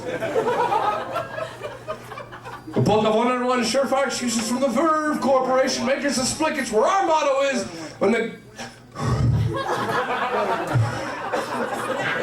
It's such a while, I forgot my friggin' mottos. Where our motto is, you're only young and wooden once in your life, so get off my back, Geppetto!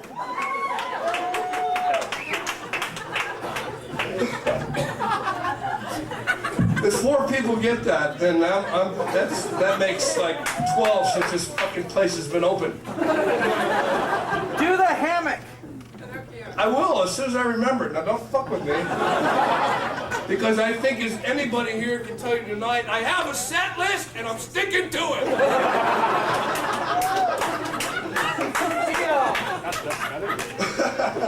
Oh, this is so much fun. This place shouldn't be closing, man. This staff here was the nicest, nicest staff in the country right there. So give them a hand.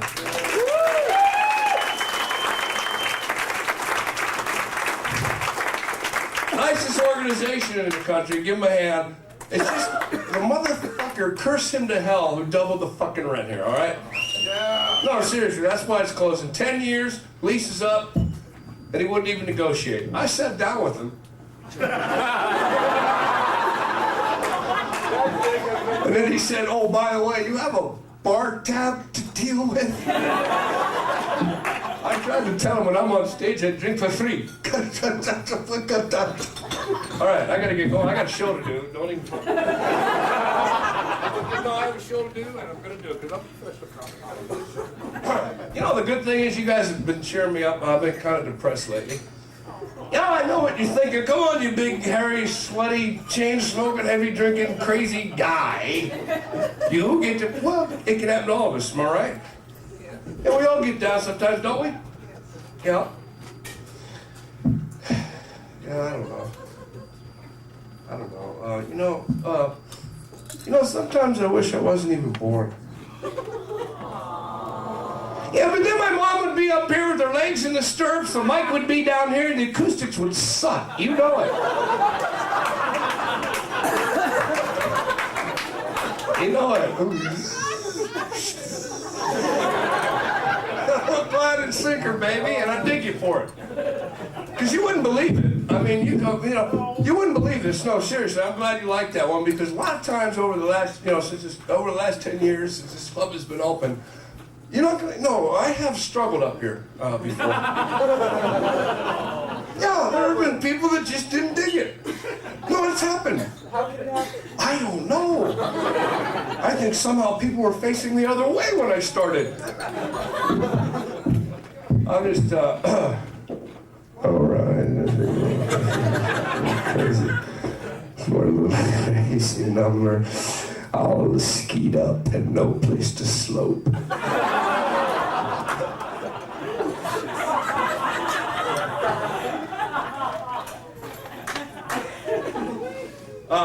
You know what? That reminds me. Okay, I'm not gonna fuck with you. Nothing reminds me of anything. I'd be fucking lying to you, man. Oh, look, Foster's. Okay, there's my train of thought right there. God! I cut open the belly of a Tibetan mountain goat. As the steam rose out of its shredded bowel, I reached in with my hand and I pulled out my car keys. Don't it figure? It's always in the last place you look.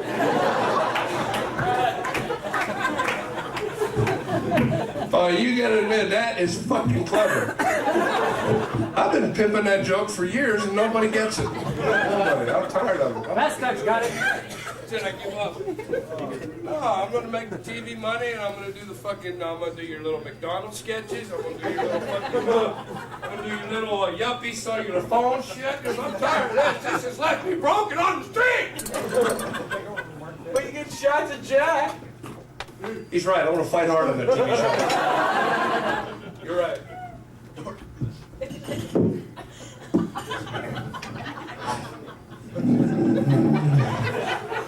Say, didn't you teach me how to hunt?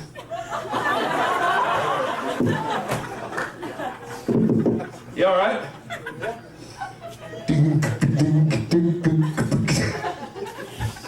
What do you do for a living? Liar! What do you do? Tell me. Machinist, huh? Like in Kelly and Machine Gun Kelly, that kind of machinist? He's a machinist, and you know what that means? Send off the grinding halt alarm. No motherfucking comic, no matter how brilliant he is, can ever come up with a funny fucking line about a guy who's a machinist. Fuck me! Now the gym's gone, I'm gonna loosen up and get fucking funny. No, we love you, Jim. We love you, Jim. We love you, Jim. Jim, the two of us, well, we don't have to even look anymore, because you know what, Jim? All right. You guys with me? Oh, yeah. I'm having a good time, man. They said, Rube, the crowd's here, they're strong, and we're tired, we want to go home. Would you go up?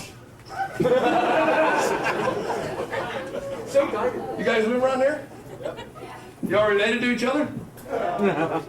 Your brother? Would it be all right if I went out with her? Go ahead. I knew it. I knew it. That motherfucker wants to cash in on some of my TV money. I knew it. Mary, you got a final to study for? All right, good. We can get crazy. We can get crazy. Look, I'm going to tell you something. I was making love with this woman once, and I don't want to stand up here and toot my horn. Don't want to stand up here and pander my own bandita. Don't let me prance around up here and be ambiguous about the throbbing power of my Chuck grotto. Let me just say we were going at it pretty good. Getting all hot and sweaty, setting the sheets on fire, leaving the people watching had to turn away.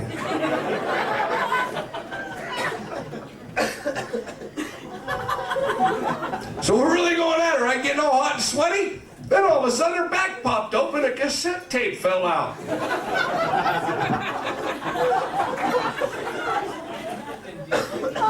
Yeah.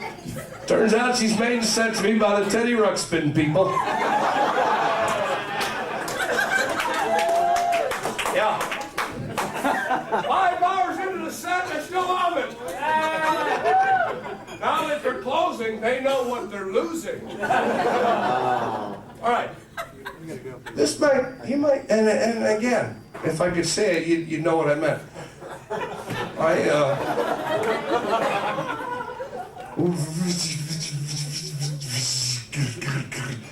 That's it. You know, that's not the strangest thing that's ever happened to me in bed. About 9-10 years ago, I was making love to this woman and she had a heart attack and died. Yeah. But I kept right on going, boy! Right till I brought her the most earth-shattering orgasm she ever missed.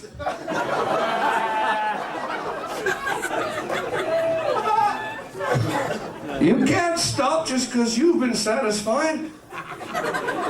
Always please your partner too. Honey, was that good for you?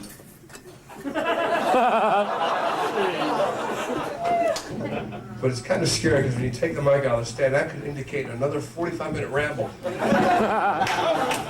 And it could be one joke, too. So I hope you hate those assholes at the mall just like I do. All right. Now, you going? What's wrong? Oh, I got 1 million left. Just give me a minute. You gonna go smoke? I think, come on up, Mary. Whoa. Mary came up, come on up. Come on. Byron, are we all right? Yeah, keep on going, buddy. All right. Hey, I'm going to stand for Byron Yee. Working hard all night. Come on, he's right there. Yeah. And, oh, look. My God, the sun's starting to come up, finally. Isn't that good? Isn't that good? Yeah? We're gonna play, we're gonna do Texas Hold'em over in poker. Are you really? Yeah, let's go. Count me in. Let's go, buddy. You're fucking with me. You just want me off stage. No, you know what? There's a card room 10 minutes from here where I like to play. See, and they know that's the only way to get me off stage. They can say, Rube, come on, we're gonna go play poker. They can say, Rube, we're on Jack Daniels, come on. And I think they're fucking with me tonight. Huh? Fuck yeah, I play cards with Pachenko and I win. I'm not talking to you anymore, mister, because it's obvious the Air Force kicked you out on your ass. So obviously you folded yourself in your own chute and packed yourself. And no, don't laugh, Jack, because I don't know what the fuck that meant. We're going. Let's go. Give me a minute. Just get up here. I mean, you know, in front of the diehards. The people with little faith left a long time ago, you know. But after all the hoo-ha and all the canardling going on, I don't blame them. Don't even get on my case. You think this is something? You come back here Sunday night for the last night where I'm going to do 4.5 hours and then introduce the first comic. And they know it. They know it. I was reading in the papers the careers that this place has launched, such as Margaret Cho, and oh God, I remember just studying her here. Yeah, the time she put in here, I got her whole thing memorized. It's incredible. Jesus Christ, man. All right. Hey, why did the village idiot? No, wait a minute. All right, you know, one more shot and I gotta go. Seriously. Where's faster? You guys with me? Yeah. Mary? Here. God bless you.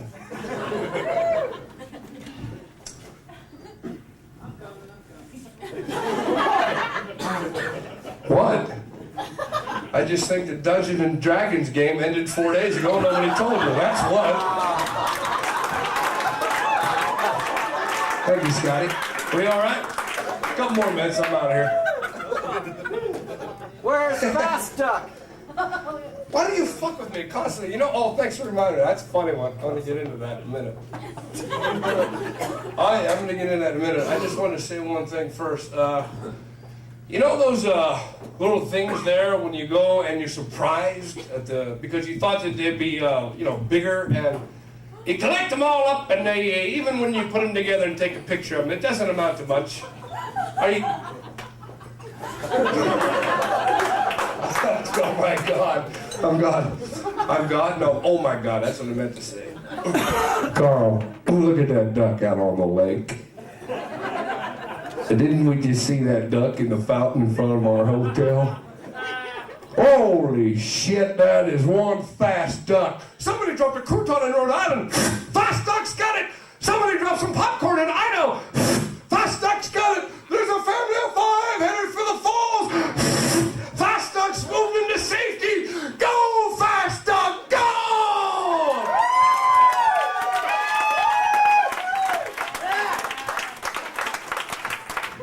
Well, that's weird.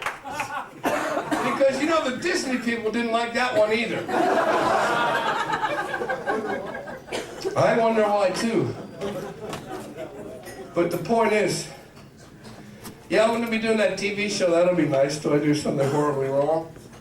But every 13 years, I get a little break. That's cool. Of course, all the other comics are going, why Rube again? Jesus Christ, man. Motherfucker's on TV every time I turn around. You know, yeah, Roseanne's doing the show. That was my only chance.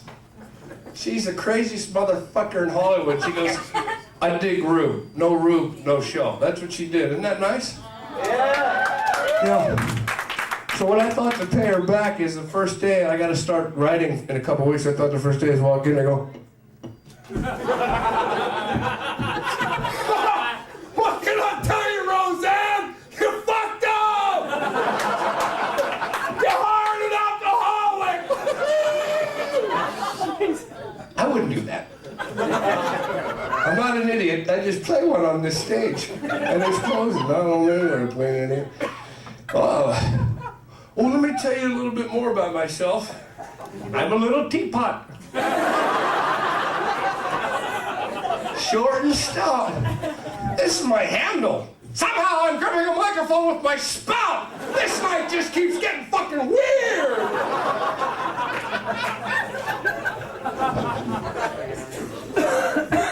I was born 9 months premature. Parents got done having sex one night and they heard a thud on their bedroom floor. Well, they scooped me up, rushed me to the hospital. Doctor said I wouldn't make it through the night. But when the sun broke, I took them all under the table. That's not true. Real nice fit. Fuck, I'm tired. I gotta get going. It's amazing. You guys outlasted me. Huh? It's only midnight. Thanks for pointing that out. I just got my second win.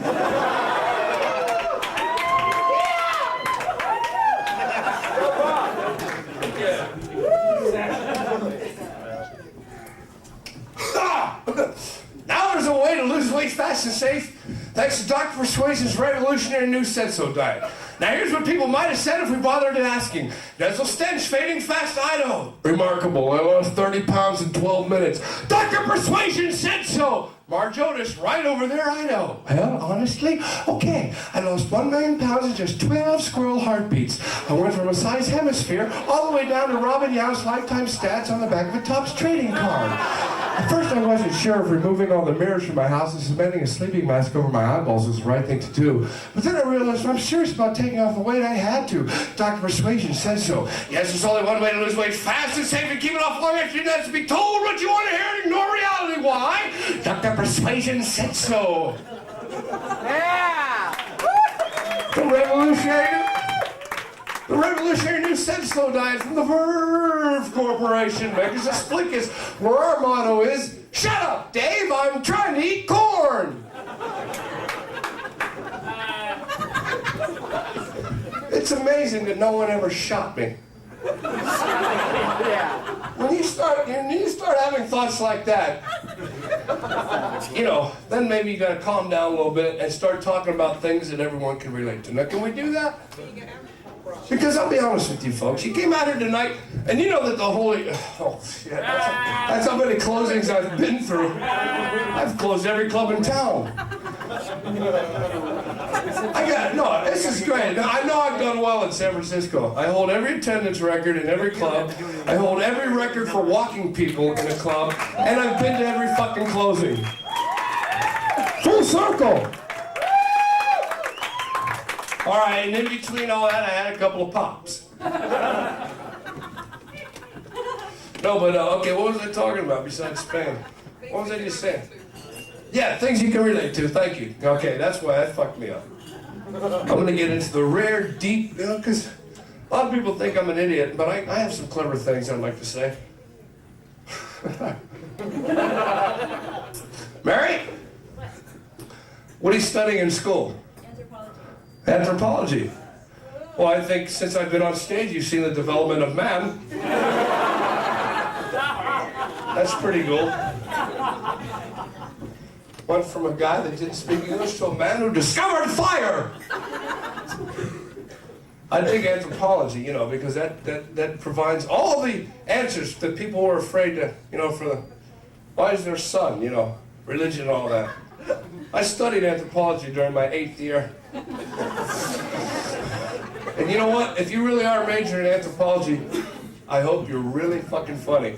Because Because this is about the only job you can get with a degree in anthropology. You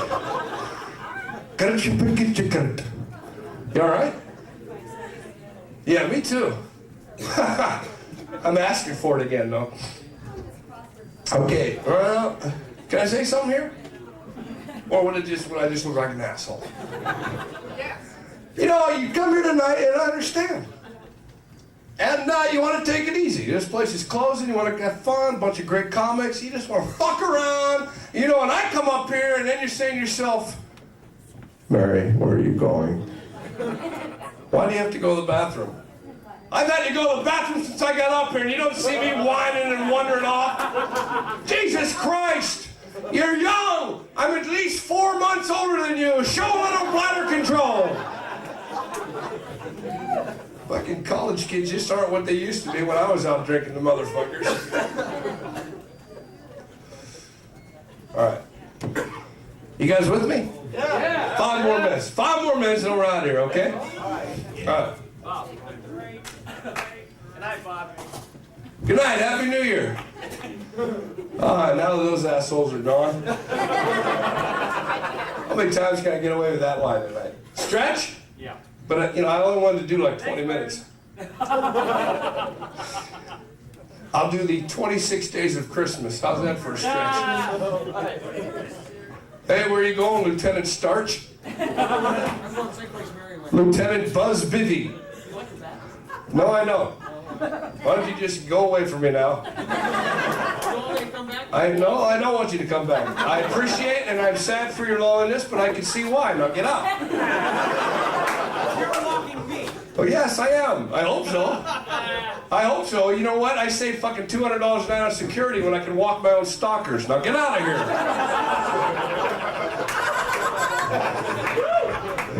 This guy, he's gonna be out in the parking lot. He's gonna pull, you know, he's trained to fucking strip a gun in the dark. He's gonna come up to me and I'm getting in my car. There can't be 2 of us.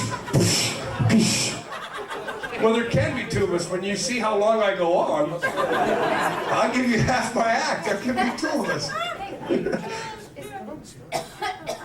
Oh, Riviera, Circus, Rio de Janeiro, Caesar's Palace.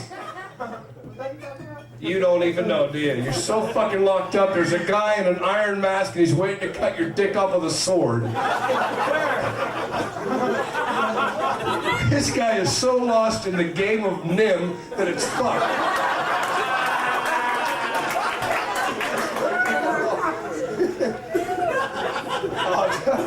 Have a nice night. I am Skeletor.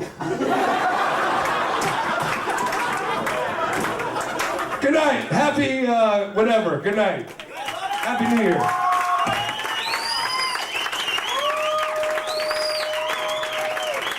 Bob Rubin, ladies and gentlemen. Doing his tight hour and a half. Thank you again for coming to the last night, or the first night of the last week of the Punch Line. You guys enjoyed Bob Rubin. You want to come see him again on Sunday? Yeah. Show at midnight. I guarantee you he'll walk enough people that you guys can come in. Half price, I swear to God. Come in, say you're here Wednesday night. You'll get in for half price after 11 o'clock. I swear to God, it'll be here. There'll be 15 comics here. It'll be a great show. For God's sakes, have a hand for everyone that's been here tonight. Tip your waitresses who are losing their job. I've been Byron Yee. Good night.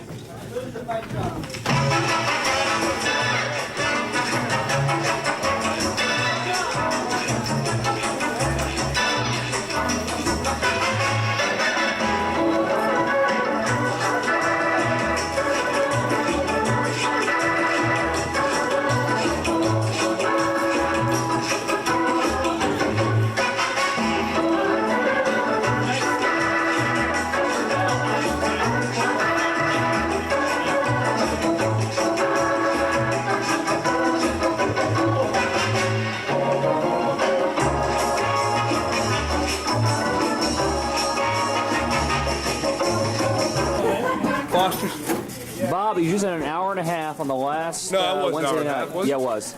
Had a Hour good 20. time, man. Hour 20. right. How do you feel about the club closing down? I'm sad. I'm sad. It's not right. And I hate the motherfucker who doubled the leash. It's all his fault.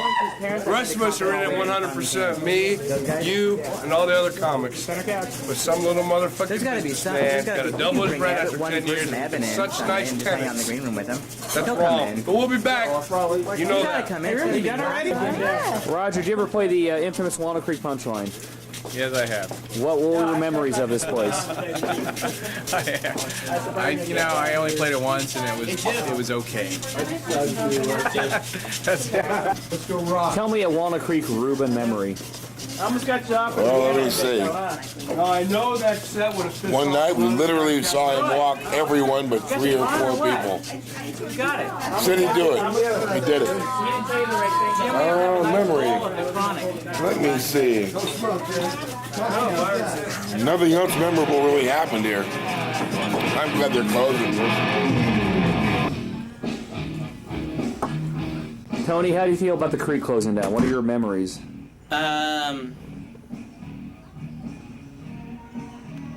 Okay. Had a great last week here. Yeah. Love the staff. Tonight's very special, very bittersweet. Right. This was all filled with cheese and cracker products. Was it all made of cheese? It was all cheese. This, I'm gonna sneak home. And I just thought it was very empowering to me because I'm indigenous to the Bay Area. Right. And it's very sad, very bittersweet. The staff has been friendlier than ever. The crowds are great. The show was great. Byron, you were very funny. Funniest I've ever seen you. Don't mean to be rude. You were, though. And it's just sad to end on such a high note. And, But you're going to butt me from the Friday show with Slayton, so... I don't mean to. They asked me. Get it. No. Slayton, I wanted me to do at least one show, but it's not a big deal. I'm doing it for free, so... Yeah, well, get it. I am. Now, how'd you feel? How about tonight? How'd you feel about following the whole Bubbles? I had flop Rube sweats, thing? but I think it went, okay. Well, you're great. I thought everybody did great, and it was fun to watch everybody. And it's really sad that it's ending on such a great note. But it's also very heartwarming to see everybody come out and do long sets. And this is a Wednesday show, and it's probably ended at what, 12 o'clock? Well, 12:10, 12:15. 12:10. I think that's great. You coming out Sunday? Coming out Sunday just to watch. Are you gonna do a set on Sunday? You gonna try to do a set? I'd love to, but I'm sure it's packed with heavyweights. But Chomp, chomp. Are you gonna do a set? Yeah, I'm supposed to do a set. See, you're lucky. Early. It's better than me. I'm just gonna watch and enjoy your process. Right. But and that's fun. What are you doing the rest of the weekend? I'll be drinking here. Me too. Hello, friend. And you have your own little poison. Don't let the camera see you, little saint. But it's not really alcohol. But this is fun. I always used to think Walnut Creek. I had a bad first week here ever with. Tell me about the first week. What happened in your first week here? It was with Mark Pitta and Stephen B. And How could you fail in that show? I was new and not that good. And now? Now I'm older and not that good. All right. And at least I drink. So what happened? Describe your first all the week. hurt go away. What happened the first night you went on stage here? Because, it would have been like 5-6 years ago on a Wednesday night that you went up here. It's more like 10 or 12. It just was stiff. And, sometimes Walnut Creek can be very white and a little hesitant to pot. Tell me about your best show here. What was your best show you ever had here? Sorry, I love Alice in Chains. Probably this week. We had some great shows this week. A lot of talk about you and Capurro here in the green room while Sue was on stage. Is there anything to that rumor or what? We had some good heartwarming talks. If I would change teams, it would be with Scott because he's good-looking, charming, funny. So you saved your best for last. Is that what you're trying to say? The last week you finally pulled out the greatest set. I finally ever have some new jokes, basically. Wow. And how about yourself, Byron? What did you think of this room? I know you're very tipping everybody, but what did you think about this last week? Oh, my arthritis. Did anybody ever get you? What do you think of Walnut Creek, Byron? Well, all right. Am I focused? Yeah. Are my eyes round? All right. Yeah. No, not round, but you can't change that. Thank you. Good night. Well, before I got my sitcom All American Girl, I thought I was, no one. But actually, Tell us about Jolly Boney Stewart. Yeah. Well, Jolly Boney, I fucked him. Thank you. Good night. When I first came to Walnut Creek, I didn't like this room because it was a tough room. It's stiff. It was very, very stiff. But you know what? I've had some tremendous weeks here. Next to the last week I worked here was with Warren Thomas and Larry Bubbles Brown and myself, and it was it was a dream. It was a dream. It was before Warren found out that he was sick, and it was a tremendous thing. And I've had it start. My first week here was with Christopher Collins. Ooh. And and Jeff Wills and John and Ann Fox came out here, and they were watching it because the problems because Gavin, who was the manager at the time, did not want Christopher Collins. And so there was a lot of pressure, and because of that, Brian Leonard was the featured act. He got blamed for everything that went on. He's never worked the Punch Line since. Oh. I was the opening act. I thought I was going to be the sacrificial lamb, but again, I wasn't funny, so it didn't matter. But I've had, this is one of the reasons why I've lived in Walnut Creek for the last 3 years. That's one of the reasons why I'm quitting my day job and moving back to San Francisco, because the creek was a place I could always come and be very, very safe. And it's very, very sad, because I think I've grown a lot here. I've actually faced a demon, which was the white Republican Nazi. But I think don't you think crowds have gotten better too over the years? They've gotten a little bit better over the last year or two, and I don't know why. But before, it was always daddy's money. It was always Range Rovers, and these people hadn't had to work and all this other type of stuff. So. But I also think that this club, more than any other, it's who you're headlined with. Yeah. I mean, who you're paired with? Well, here's what I've worked. I've worked with Christopher Collins. I've worked with Ken Sonkin. I've worked with Tree. I've worked with Durst, which was a great week. I worked with Warren Thomas. Who was with George Lopez. That was not a fun week, and I will cut this out of the documentary that I'm shooting. But you've been fairly lucky. I've actually, they've treated me very well. And so have I been lately. Feldman, Marin. Oh God. Last week. Yeah, and then this thing is, I mean, you and I are in the same position. It's going to cost us 2, 3, 4 weeks of work this year. $1,200-$1,300 right there. Well, in your case, a couple hundred. But for me, because the exchange rate with the yen is really good. Thank you. I had to put a racial joke in there. Plus, I'm middling now. Thanks a lot. I'm Byron Yee. Good night. That's good. That's a good. That'll be a good segment. Yeah, we'll see. Well, I'm gonna tape. That's sweet.